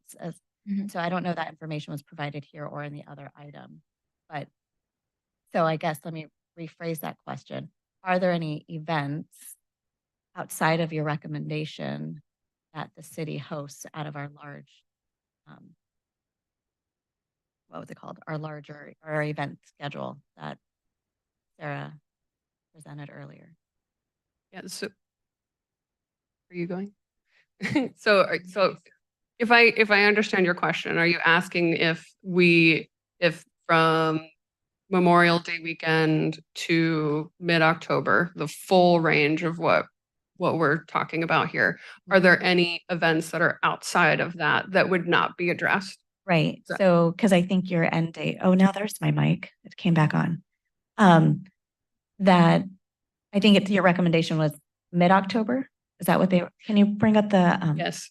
And so to be specifically clear about why mid-October was chosen for us is because of that's the time when things start to get a little unpredictable regarding our towers and whether or not they're going to be able to be on the beach or whether or not we'll be able to be there. But I'll let Sarah chime in on the overall event calendar aspect of your question. Right? So yes, the answer to your question is yes, there are a couple events that would fall outside of that date, like, for example, Women on Waves, the first responder surf contest. Yep. Um, Are any of them through end of October? So I can say, if this recommendation is easier, if I can encompass a few more events to save costs for our community members who want to have events, am I making sense here? That I could say begins after the summer season until end of October. Would there be any events to? So I know like the Sip and Stroll is this week. We're in November, so obviously it doesn't apply. doesn't apply. So if you were to if I'm understanding you correctly, if you were to request to extend it to the end of October, that would cover events. We're very event heavy in October.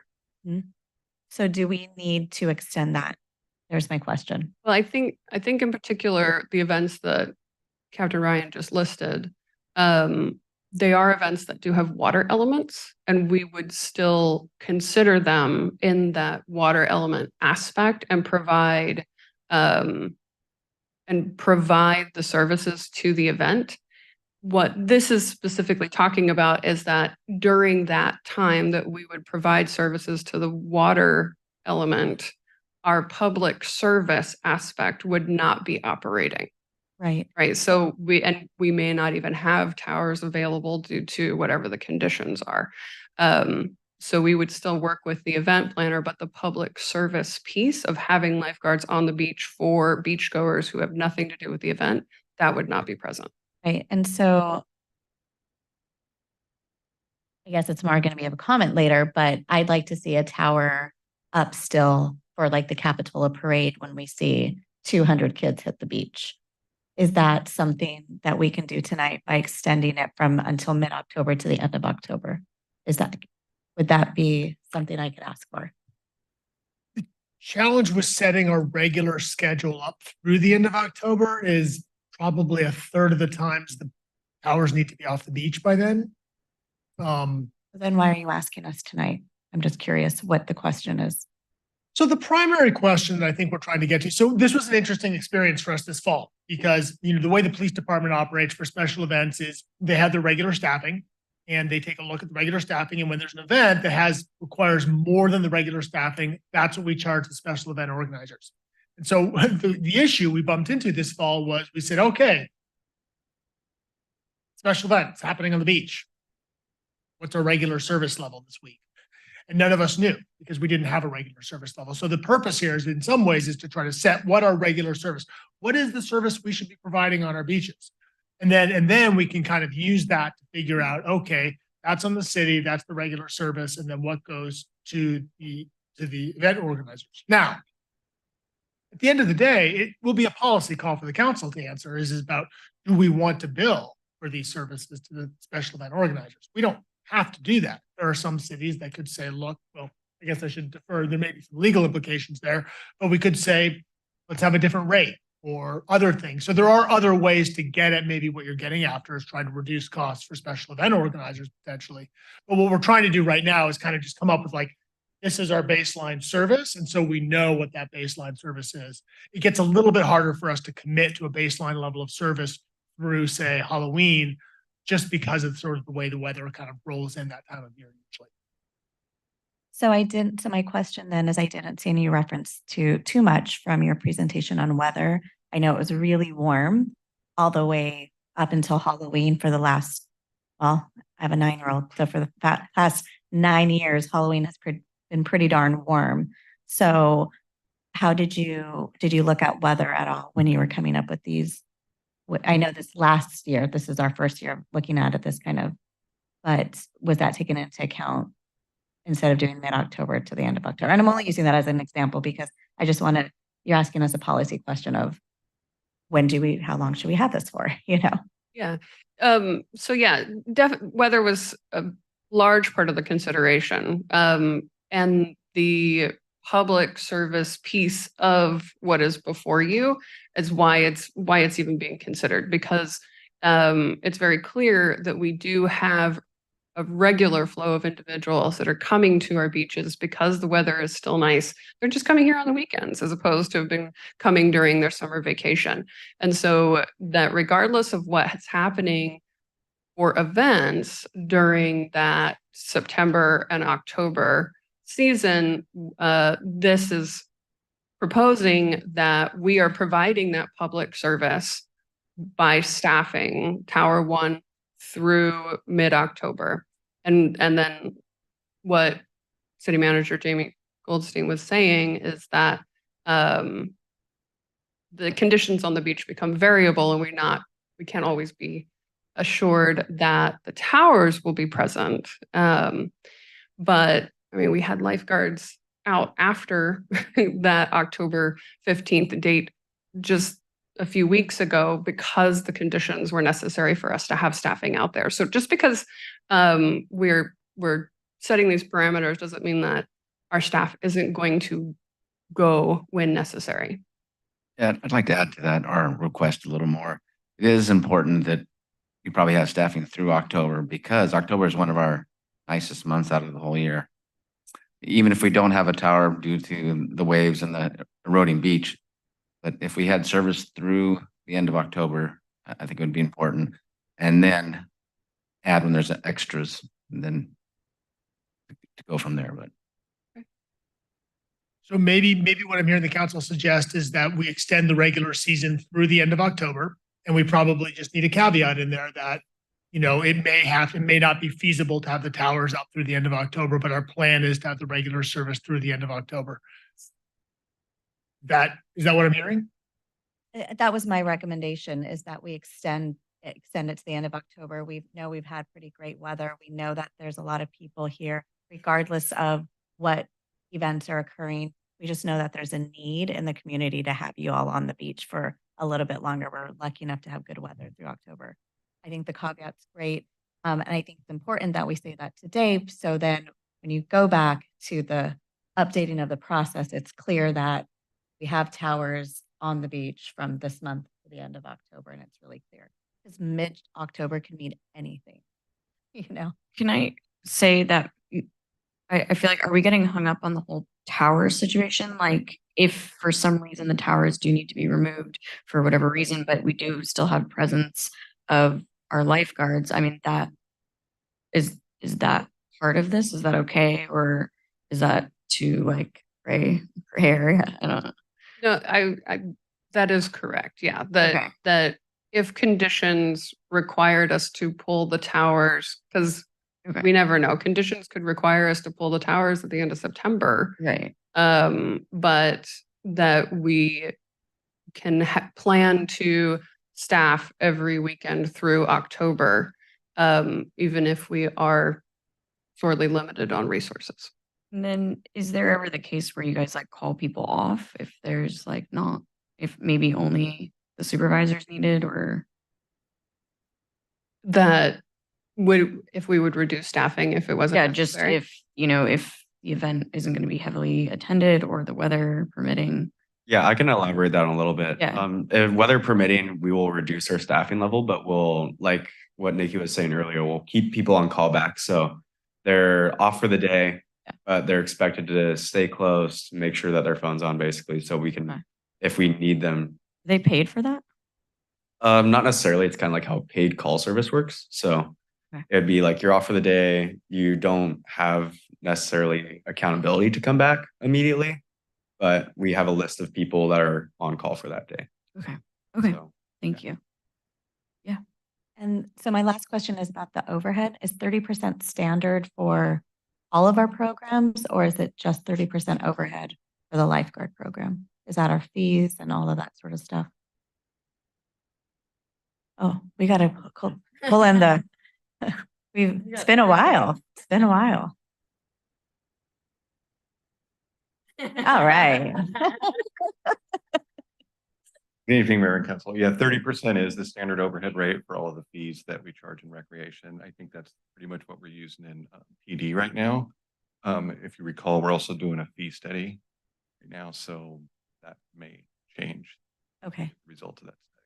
Okay, so this could potentially change for the next year in terms of the overhead costs. Okay. Thank you. Nice to see you. I have a question. Um, is the staffing change at all depending on if the towers are able to be on the beach or not? Like the staffing requirements for an event? Lifeguards. Yeah, so we will during that term of service, we will always try and maintain that minimum level of staffing, that one lifeguard lieutenant or supervisor and 2 lifeguards. Depending upon the type of event, how dense that crowd will be, or if the circumstances required additional, then yeah, we would we would plan to add 2 more. And it would be hard, I would imagine, if we didn't have towers, but we would still try and maintain that level of staffing. Same. Yeah. Then are any of the minor events, would those be required to the additional tower 2? Or is this just for general events? I think that some of that work still needs to be done, but I mean, if we look at the data that we had from this past year, you know, if the events stay the same, then we can kind of easily point them out. My understanding through the special event permit process also is that sometimes events have been elevated. They have started off at a certain level, and then because they were such a popular event, then they got elevated. And so I think within that process too, you know, if we're considering it's already been a minor, but then suddenly it gets to be a larger event, then we would be considering lifeguard staffing in a different way in response to that. So you're basically going to develop a table with thresholds of how many people require how many personnel? That has been part of the conversation, yes. There are 2 events, 2 minor events, Operation Surf and Good Friday Paddle Out. But those events are different. I mean, I think it's always good to think about like the events that are in the water. You know, they may be a minor event, but we might need to have 2 lifeguards for them. And there are events that aren't in the water, right? But there's just the village is packed, everybody's drinking, it's a big party, and we really need to make sure we have a lot of staff on the beach. So that second category of kind of things, I think those really, yes, it would need to be a major special event before we're talking about staffing up Tower 2. Could be a minor event, may need lifeguards, but that's probably because people are in the water. Yeah. I have one more question. Okay, so I just want to clarify. So it was mentioned that this is about events happening on the beach, but I'm assuming that means close to the beach. So I'm hoping that we can have some kind of objective standards at some point of, does that mean any event along the Esplanade? Does that mean any event in the village? Does that include Upper Village? Because I heard someone say something about the sip and stroll, and just off the top of my head, it doesn't seem like the sip and stroll needs a lifeguard. City Clerk, can we get the slide that showed the data for the summer visitation and contacts? I think that I think that might help explain. I think when you start to see the event in the data, that's, I think, the threshold. That's the kind of threshold we're thinking about that would be incorporated into our special event permit. Yeah, that's just what I'm hoping, is that at some point we will have objective standards. It is this number of people. It is this far from, it is this many feet from the actual water. And you mentioned risk factors as well, right? Objective standards for risk factors, the size of the crowd. Is this a bottomless mimosa event where people are just drinking all day and can go wherever they want? Or is this there's a 5-drink limit, whatever the case may be? Yeah. Can we get one more data? There we go. So I think when we look at the data for September, you can see where the special events lie. And I think, the second most busy weekend that we had all summer was the Art and Wine weekend.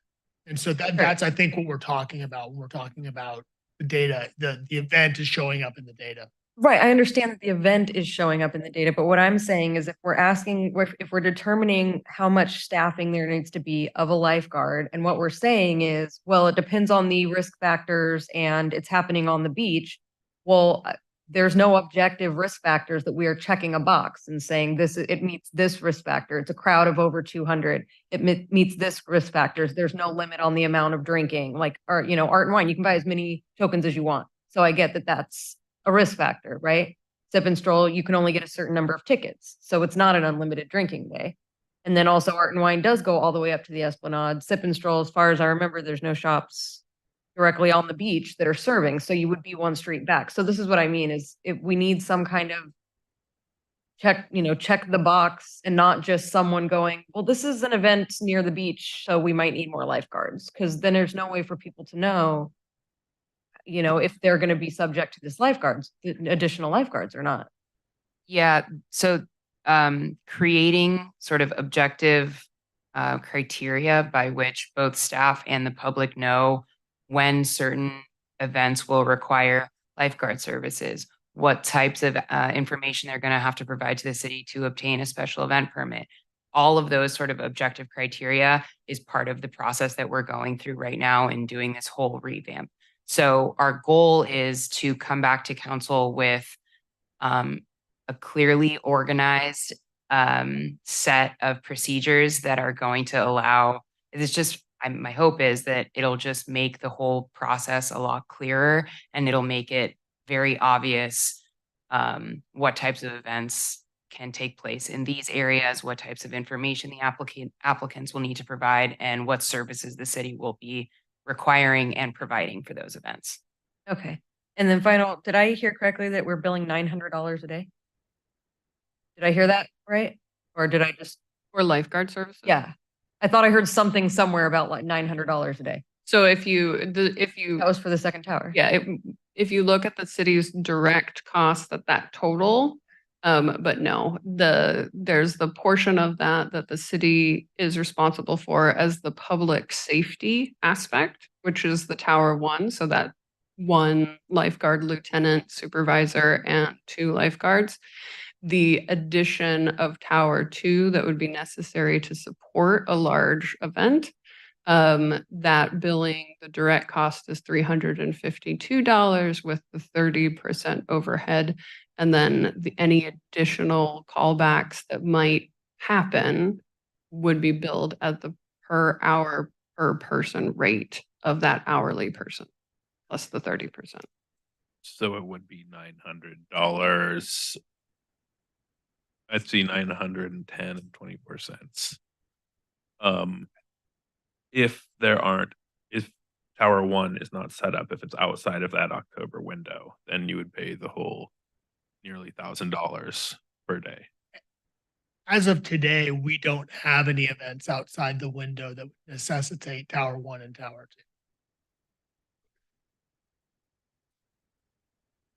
2. So I think the best way to think about this is that we'd be going, first off, a lot more service than we've ever provided in the past, right? We used to be 7 days a week from Memorial Day to Labor Day. Now we're going to be able to provide services through the fall and the weekends, which is a great benefit for our community and for public safety. And then the plan right now, I haven't heard the motion yet, but what I'm hearing most of the council members say is let's plan on regular service on Tower 1 through the fall. And then what staff is proposing is at this point, it's probably just one event that would trigger the threshold for Tower 2 service. And that would be 2 days of Tower 2 service at about $450 a day for that one event. So do you need a motion today? Because it sounds like you're getting a lot of direction, and this is for summer and fall, and we're waiting for all of it to come back to us, which would be inclusive of the lifeguard. I do want to also just remind the council we haven't taken public comment on this item. That was, I have another question. We would prefer to be able to set the schedule for lifeguards. And then, I mean, the conversation about special events is obviously much broader, but the purpose here was to kind of set our sort of typical schedule for our lifeguard services so that is done. That is our preference. Those are all my questions. Great. I have a question. Julia, could you pull back the art and wine slide? Did you want to see the data? Or? Yeah, the data. My question was, I can't really tell the color difference between those. It looks like it's like purple, orange, and red. And those 3 humps on the 3 weekends looked like they're about the same value, except for the contact is much higher. But are those 3 different colors? I can't tell from here. Are those like, what do those represent? Yeah, I can help with that. So that light color is like a yellow, and that's the Yeah. highest point there. Not the yellow. And that is representing the number of contacts that occurred. Mhm. And then cool. Um, and then the lower one there, which I can't even tell, it's probably red or pink, is enforcement. The missing person for all 3 of those humps? No, it's not missing person, it's enforcement. Oh, it's enforcement. Okay, and all 3 of those are the same. And all 3 of those, yeah. So Or you're looking approximately at the same. each one of those high points on that graph. The top one is of yellow is contact, and then the one below in that reddish when- color is enforcement. What was on September 23rd? What was that event? The 22nd to 24th, it looks like. Oh, okay, so that was a big event. Okay. Yeah, I was just unsure if those were just like kind of normal weekends compared to the Art and Wine, because I think like the Art and Wine really goes to show that if there's a ton of more people, you have a lot more contact, but that doesn't necessarily mean that we need more lifeguards, right? I think if we're basing the need for lifeguards, you should base that off of the need for, enforcement, minor medical aid, missing person, prevention, but I mean, the contact doesn't really seem to correlate to those actual needs. But please, feel free to respond to that if that assumption is incorrect. Thank you. Yeah. The purpose of a public safety contact is to directly prevent something from happening. So for me,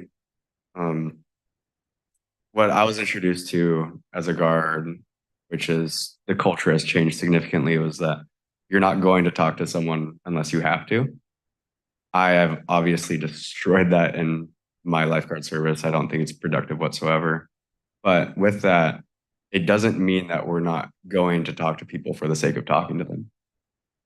We're talking to them for a good reason. Most of that time it comes down to them either doing something simple like playing on rocks, right? If you combine that with the Art and Wine Festival and maybe they're inebriated, now they're cracking their head open, right? That for me is a statistics. That's a tick mark.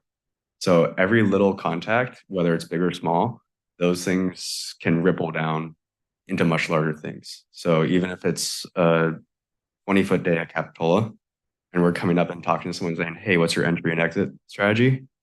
That's a contact. So it's a very broad spectrum. So I understand how it can seem like that's not a big deal. It can be brushed over, but the more we can do those little things, the better our service is, and it makes my lifeguards safer. Say that it does have a very direct correlation to injuries and rescues. And yeah, it was just interesting that the Art and Wine has such a higher level with a similar level of incidents, but a much higher level of contacts. Why can you give any idea why that might be? It probably comes down I wasn't there that day, but I would assume that came down to education of beachgoers on the effects that alcohol can have in your system when you're in the water, right? We pulled up that stat initially that all of everyone that drowns, 70% of those are under the influence of alcohol, whether you're a child, whether you're an adult, whether you're male, whether you're female. 70% of everyone that's drowned in the US has had alcohol in their system. So personally, like for us, it's like we love that you get to enjoy the beach, but we need you to respect yourself and others in these parameters. So I would assume that it came down to them making sure that those people are acting appropriately and staying within that public safety boundary. Yeah. Thank you. Well, and the attendance of that event is much larger than like the beach festival and things.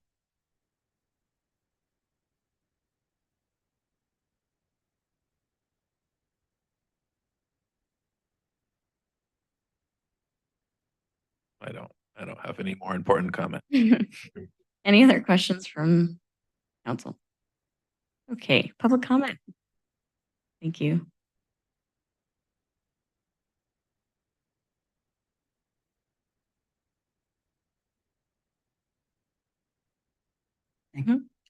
I love data. That's good stuff. I watched this man during that high surf in October. I saw him in action. I was deeply impressed, and I told him so later. What I'm not impressed with tonight is we've gone from an insufficient lifeguard service. We knew that, and great steps have been made to improve on that. And I'm very proud of our community for doing that. So we're going from this to over here. Fine. It's more safety on our beaches. But we're talking about September and October, the two best months of our entire beach season. And I really challenge that data to really support that many of these special events are driving the costs of the people being on the beach and driving the people to come to the beach. I'm sorry. We live in a beach community. It's a popular beach community. It's particularly popular for people over in the valley. It's a busy place. We have an entire tourist community built upon that. Please make this a general fund expense. Make it a general fund expense if you feel like you need to staff up. Please do not put it on the backs of the nonprofits, many of which are only out there to bring people to Capitola, to enjoy Capitola. We've moved our festivals to those 2 months because we were asked to get off the summer because the village wanted us there. Please don't penalize us. Thank you. I agree with Lori. First of all, I know a lot about the Art and Wine. I've done it over 20 some years. And yes, we do have trouble with your alcohol, but I think it's interesting that now we're finding it's a problem with the lifeguards and we've never had that problem before. So you're talking almost $1,000 per event that you're raising the event permits for. And we make no money on the beach festival, and Labor Day and the beach festival were the same. The Begonia Festival used to be on Labor Day. Great.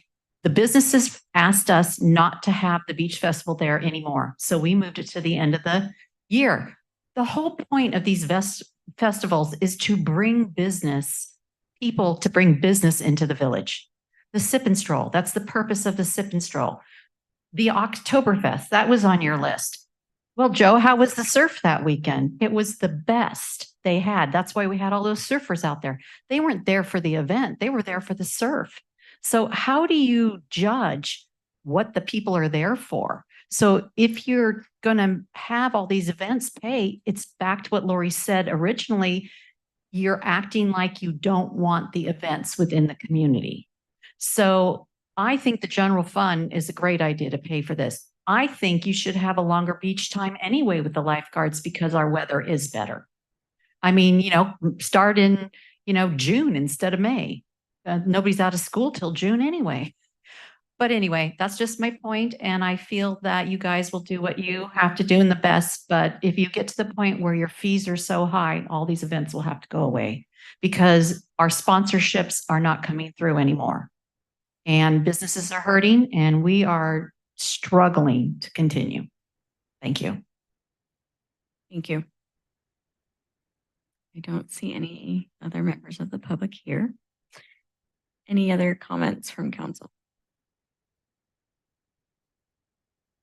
Okay. All right. I'll approve staff's recommendation for the operational schedule for summer and extend the fall through the end of October for lifeguard services. I'll second for discussion because I have one more question. Do we have an idea, or would it be possible for us to get an idea when all the event and permit stuff comes back to us of what the fiscal impact would be of not charging for this? Yeah, 100%. I mean, I was thinking that same thing. We're getting the public comment. It's really a separate question, but we can bring that information and you can make the call. I mean, at the end of the day, you know, it's not me or Nikki that's paying for the lifeguards in one case or somebody in the audience, event organizer paying. It's either residents pay it out of the general fund or the event organizer. So that's a policy question that we can have when we talk about the SEPs themselves. Yeah. I would definitely want to revisit. I thought it was a really interesting point that the events were moved from summer to fall. And because if we implement these fee structure during fall, and then the events move back into summer, then we just have a dead period in the village, which we definitely don't want, right? So it almost, yeah, definitely, I think could use some more consideration. Thank you. Just wanted to comment on how lucky we are to have our own lifeguards. On that big swell that we had, it was the middle of the week when no lifeguards were on duty, and the chief saw how big the waves were and how we were stopping people from going out and saving people from getting washed away on the beach, and our lifeguard showed up. So we wouldn't have gotten that if we were still with the city of Santa Cruz. So that's great. Good stuff.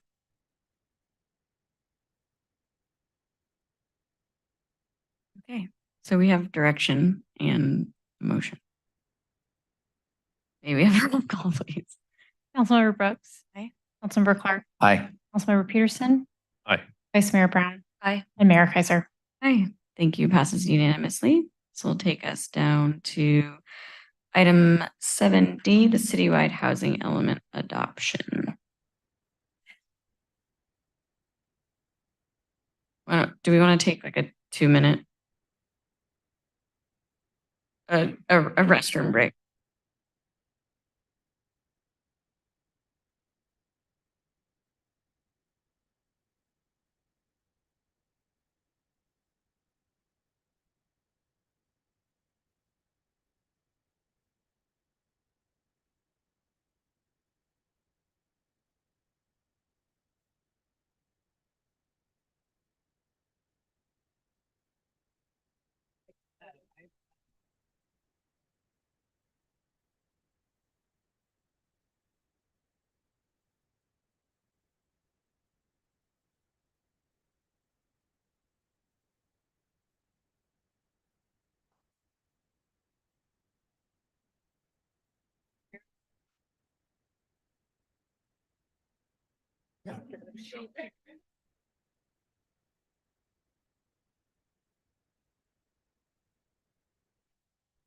You were in, although.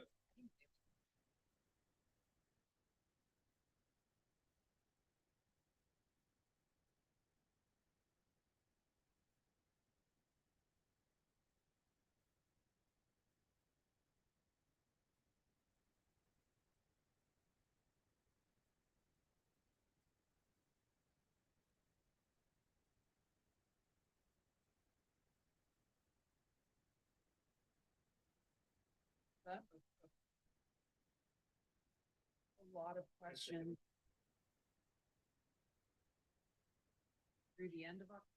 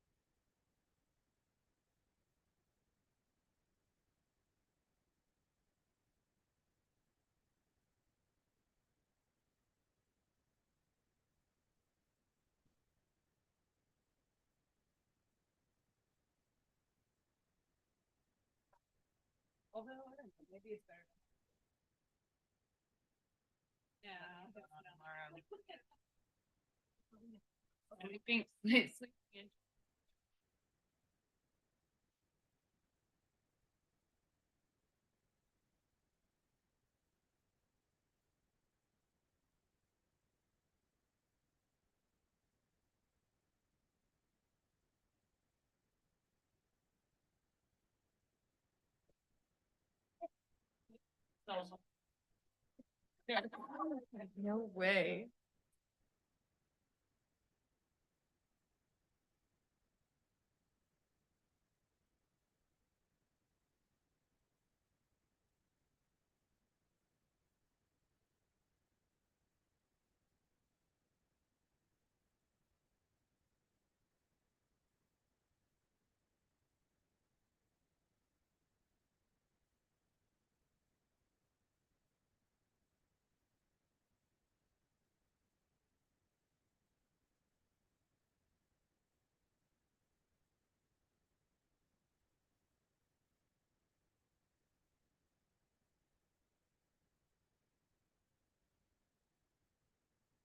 Okay, brief little break.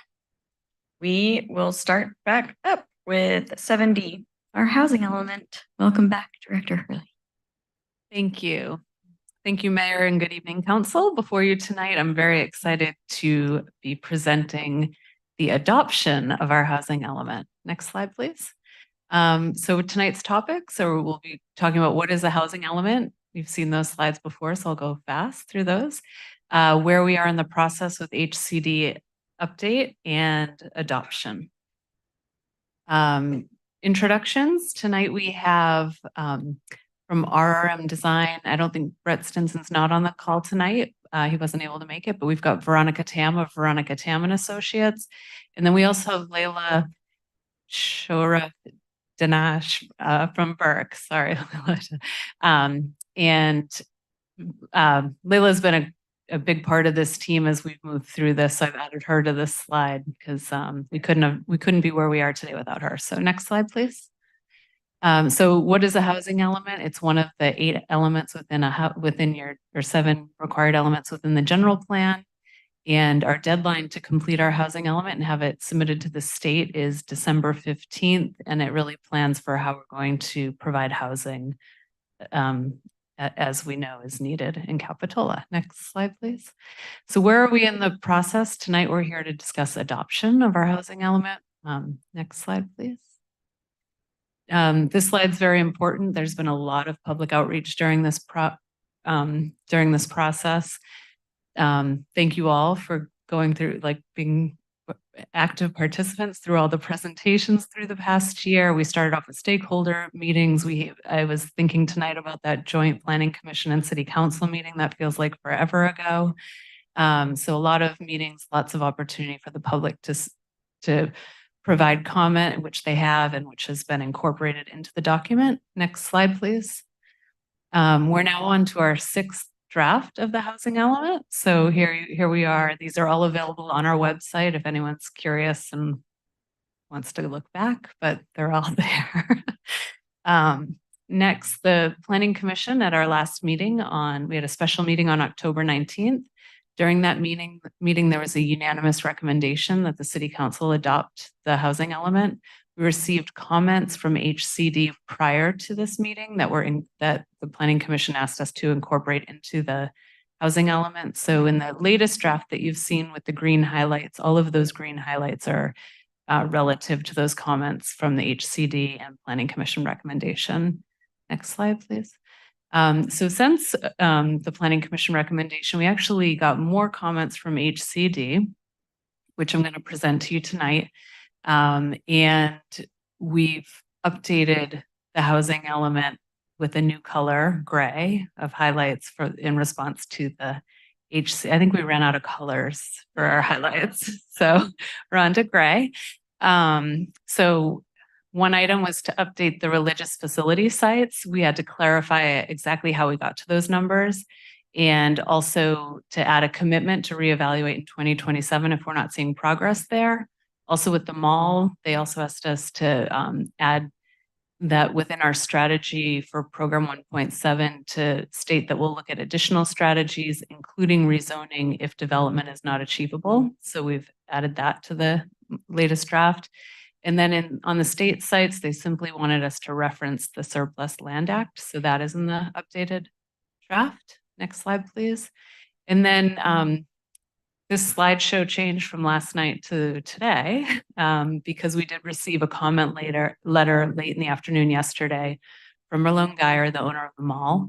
And I just want to clarify a few items there. So within their letter, they said the city, our assumptions were based on their 2019 submittal. The housing element is over 500 pages, or it's just under 500 pages, I think. And there's a lot of information in there. And I don't think they maybe missed the sections of where some of our estimates came from, but there's 6 different examples in there of developments that have 29 units or more that are under the 40-foot height. So it is doable. We do have evidence in there that those that are RHNA can be accomplished within the sites that we've included in our housing inventory. So next slide, please.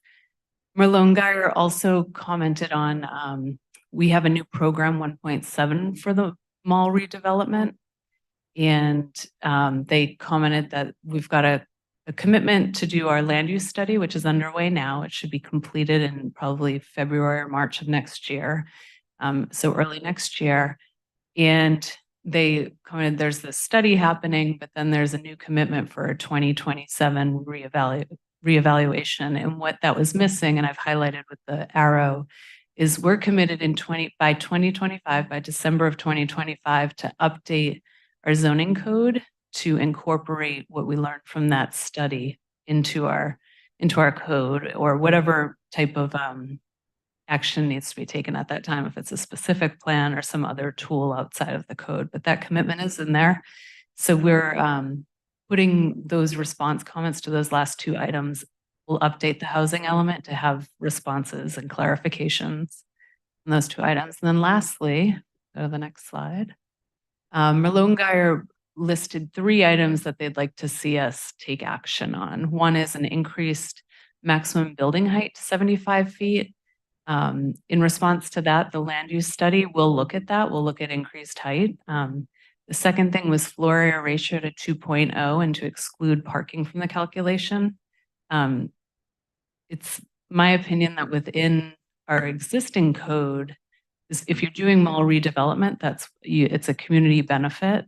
It's listed as a community benefit, so therefore they would be allowed to use the 2.0 FAR.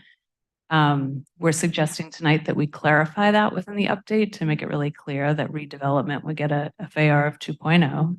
And then in terms of excluding parking from the FAR calculation, that's something we should look at in our land use study, but tonight I'm not going to recommend that we include that at this time. I think it should be studied. And then establish a minimum density of 29 per units. Right now within the regional commercial, there is no minimum density and there's no maximum density. So we see that as very developer friendly in terms of you need to build within the height and setbacks and parking requirements of the code, but there's no density limit. So if you want to do a lot of smaller units, you can achieve higher densities. Next slide, please. So on this slide, I have the staff recommendation for this evening. I also have, I'm quickly going to show you a PDF of the changes just so they make it into the record for tonight for the document.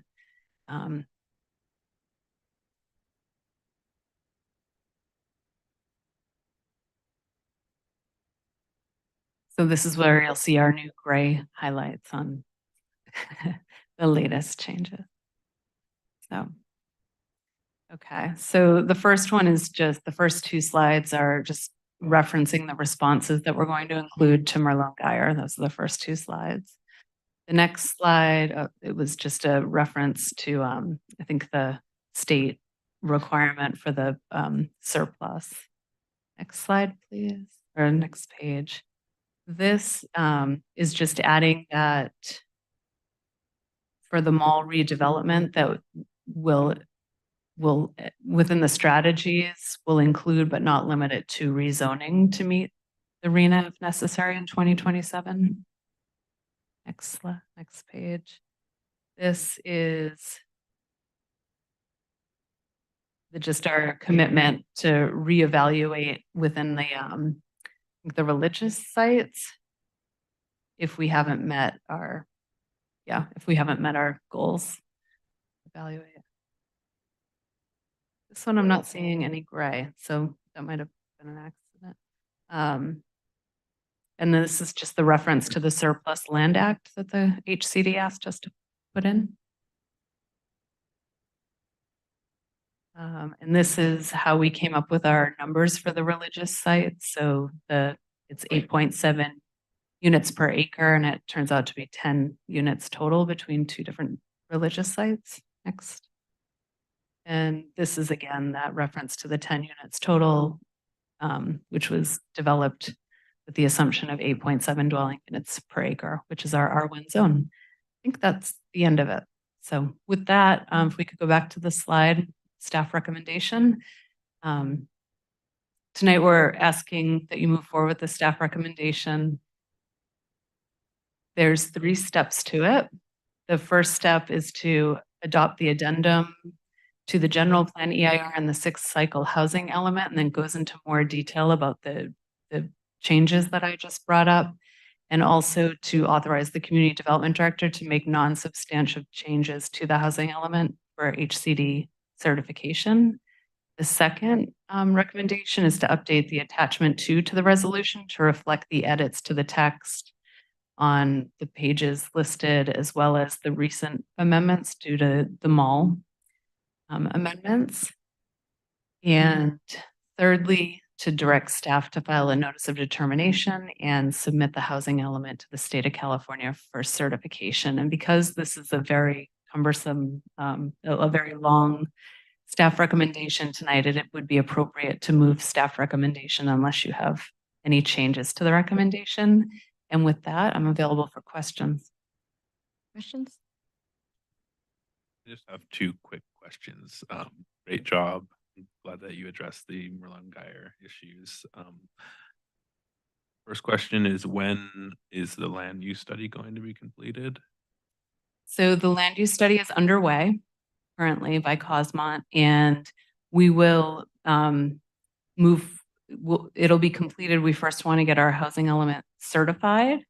That was direction given at council during the last meeting. And then following that, we'll begin the process of meeting with the technical committee and making the study public. So right now they're doing their fact finding and research.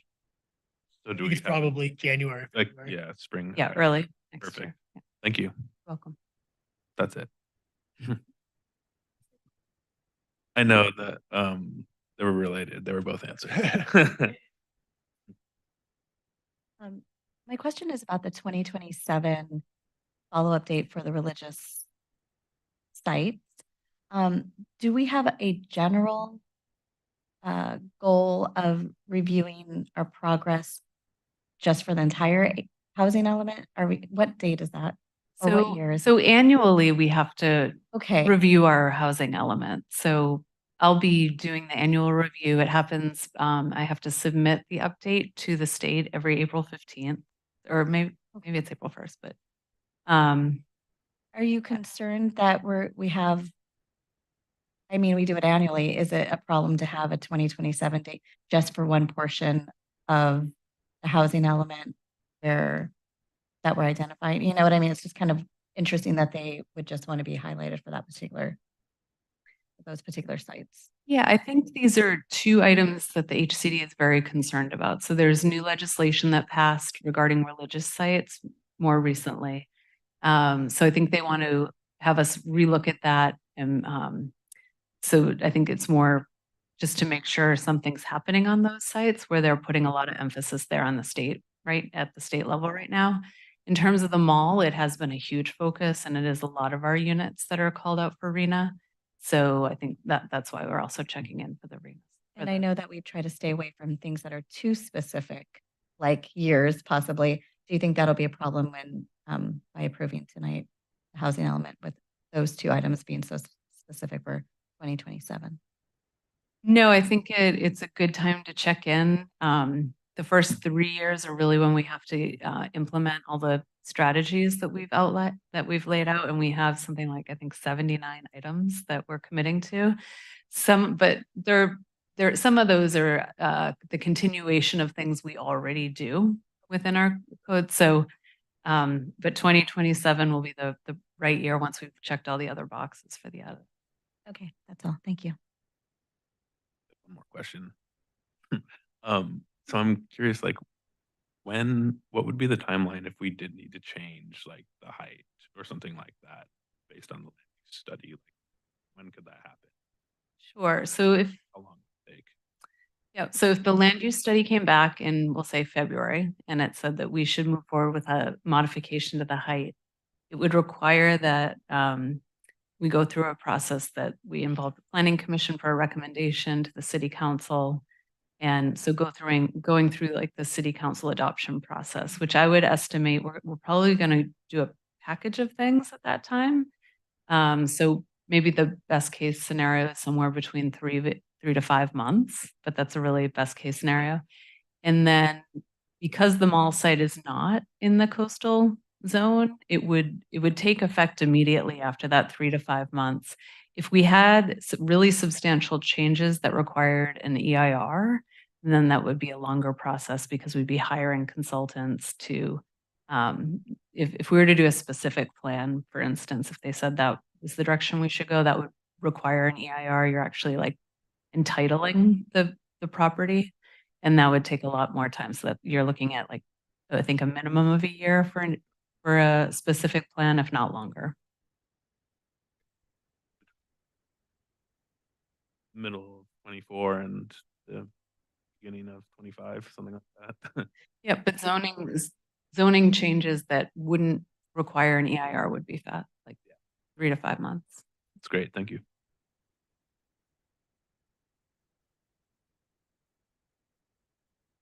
I don't see anybody here for public comment.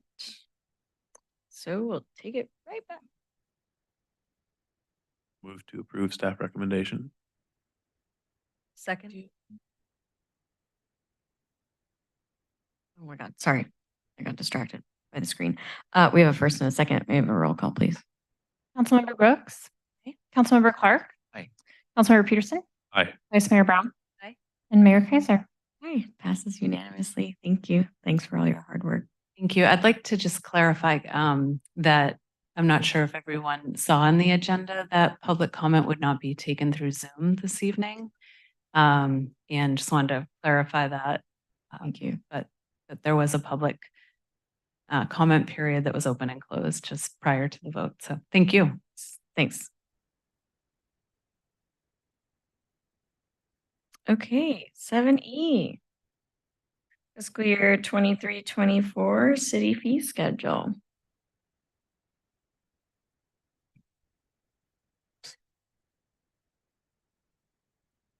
Good evening, Mayor and Council. Yes, this next item before you is an amendment to the 23-24 fee schedule. Next slide, please. So just by way of background, as you know, all know, we review the fee schedule each year, and this year we adopted our fee schedule on June 22nd of this year, 2023. That same evening, we also adopted Ordinance 1061, which was an amendment to the local, to the LCP, which was requesting an increase to parking meter rates. That ordinance needed to be certified before we could actually increase the rates, and we kind of wanted to time up the rates with the permits. So we received certification on the ordinance in August, and now in order to implement the last recommendation from the temporary village parking committee is to amend the fee schedule, right, to the parking permit program as listed up there. So the transferable permits for hotels and motels would increase from 50 to 365. Surf and coffee permits increasing from 50 to 55, and the number of permits issued for surf and coffee 75 to 100. And again, these were all the recommendations from the temporary village parking committee. Next slide. And with that, the recommended action is to adopt the proposed resolution amending the fee schedule. And I'm happy to answer any questions. Questions, anybody? Public comment. No. Okay. Deliberation, comments?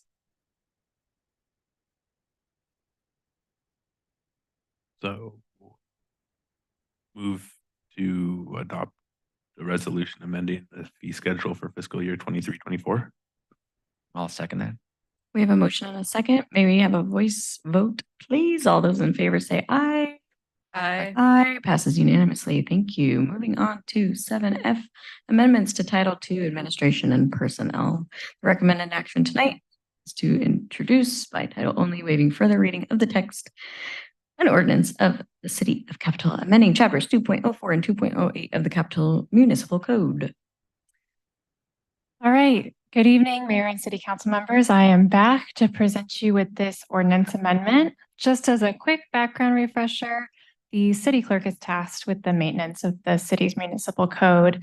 As a general best practice, reviews are recommended for all sections of the municipal code. So this is something that I would encourage you to expect moving forward. It's one of staff's projects to kind of take a look at the code and make sure it's up to date.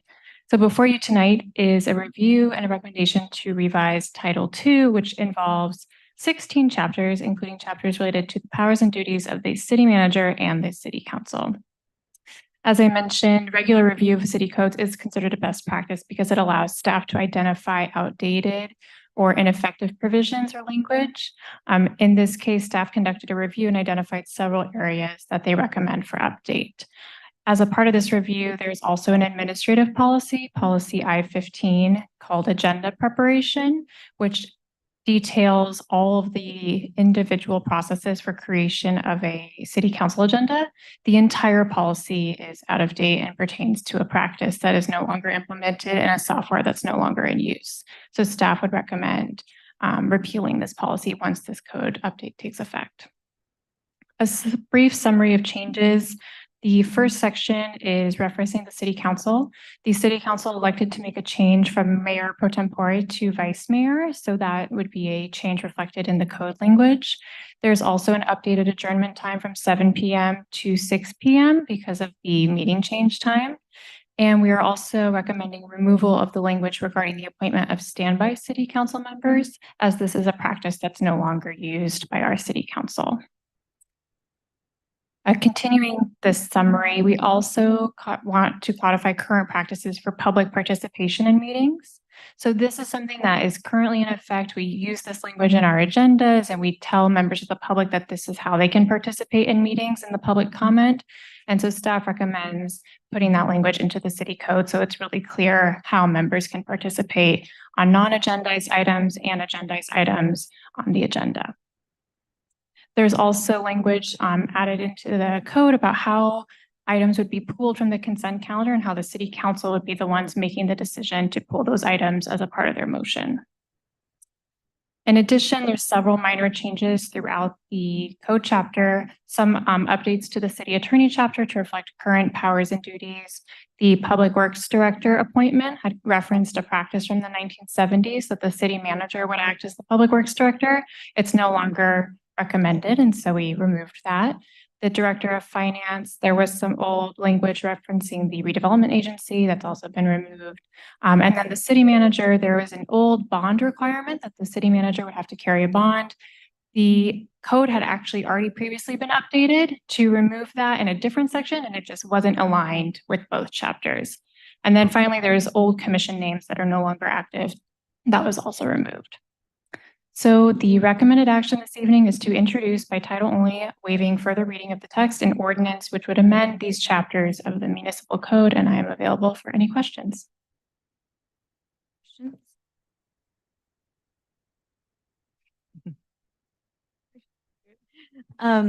Two questions. One is for the public participation at meetings, where it says if a comment on agendized, removing the item for consent would be moved to the end of general, but sometimes we may have it on a different agenda. And so I'm just curious whether we want to be more. So there is language within the code already that states that the mayor or chair of the meeting can reorganize the agenda with the concurrence of the city council. So this would still be in line with that, that if the mayor or the chair of the meeting, if you guys pulled an item from consent, and then typically it would fall at the end of the agenda, but the mayor has the discretion to reorganize the agenda as the council sees fit. Okay, I'm wondering if, and I can bring this back if we want to include that language in this, or if it's necessary. I guess I can ask you, is it necessary to just be more general and specific in this?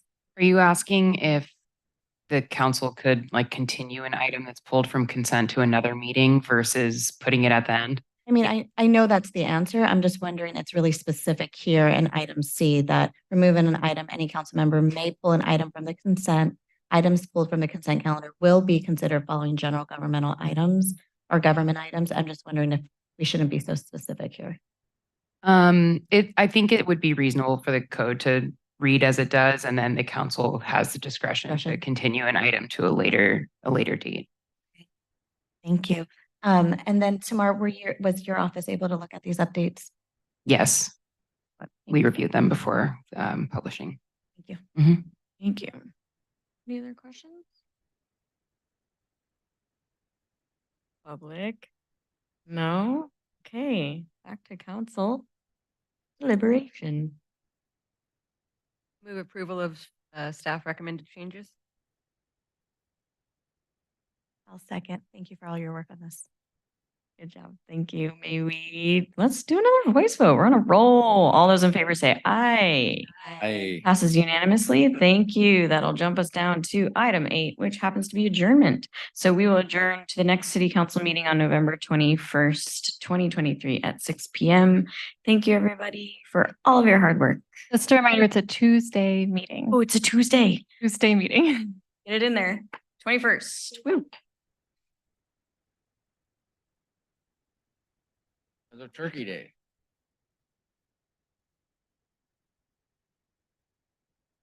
Don't torture her like that. Tell her I'm gonna babysit. Yeah. Tell her to come get it. She's like, I have to come for a bit. I know, it's like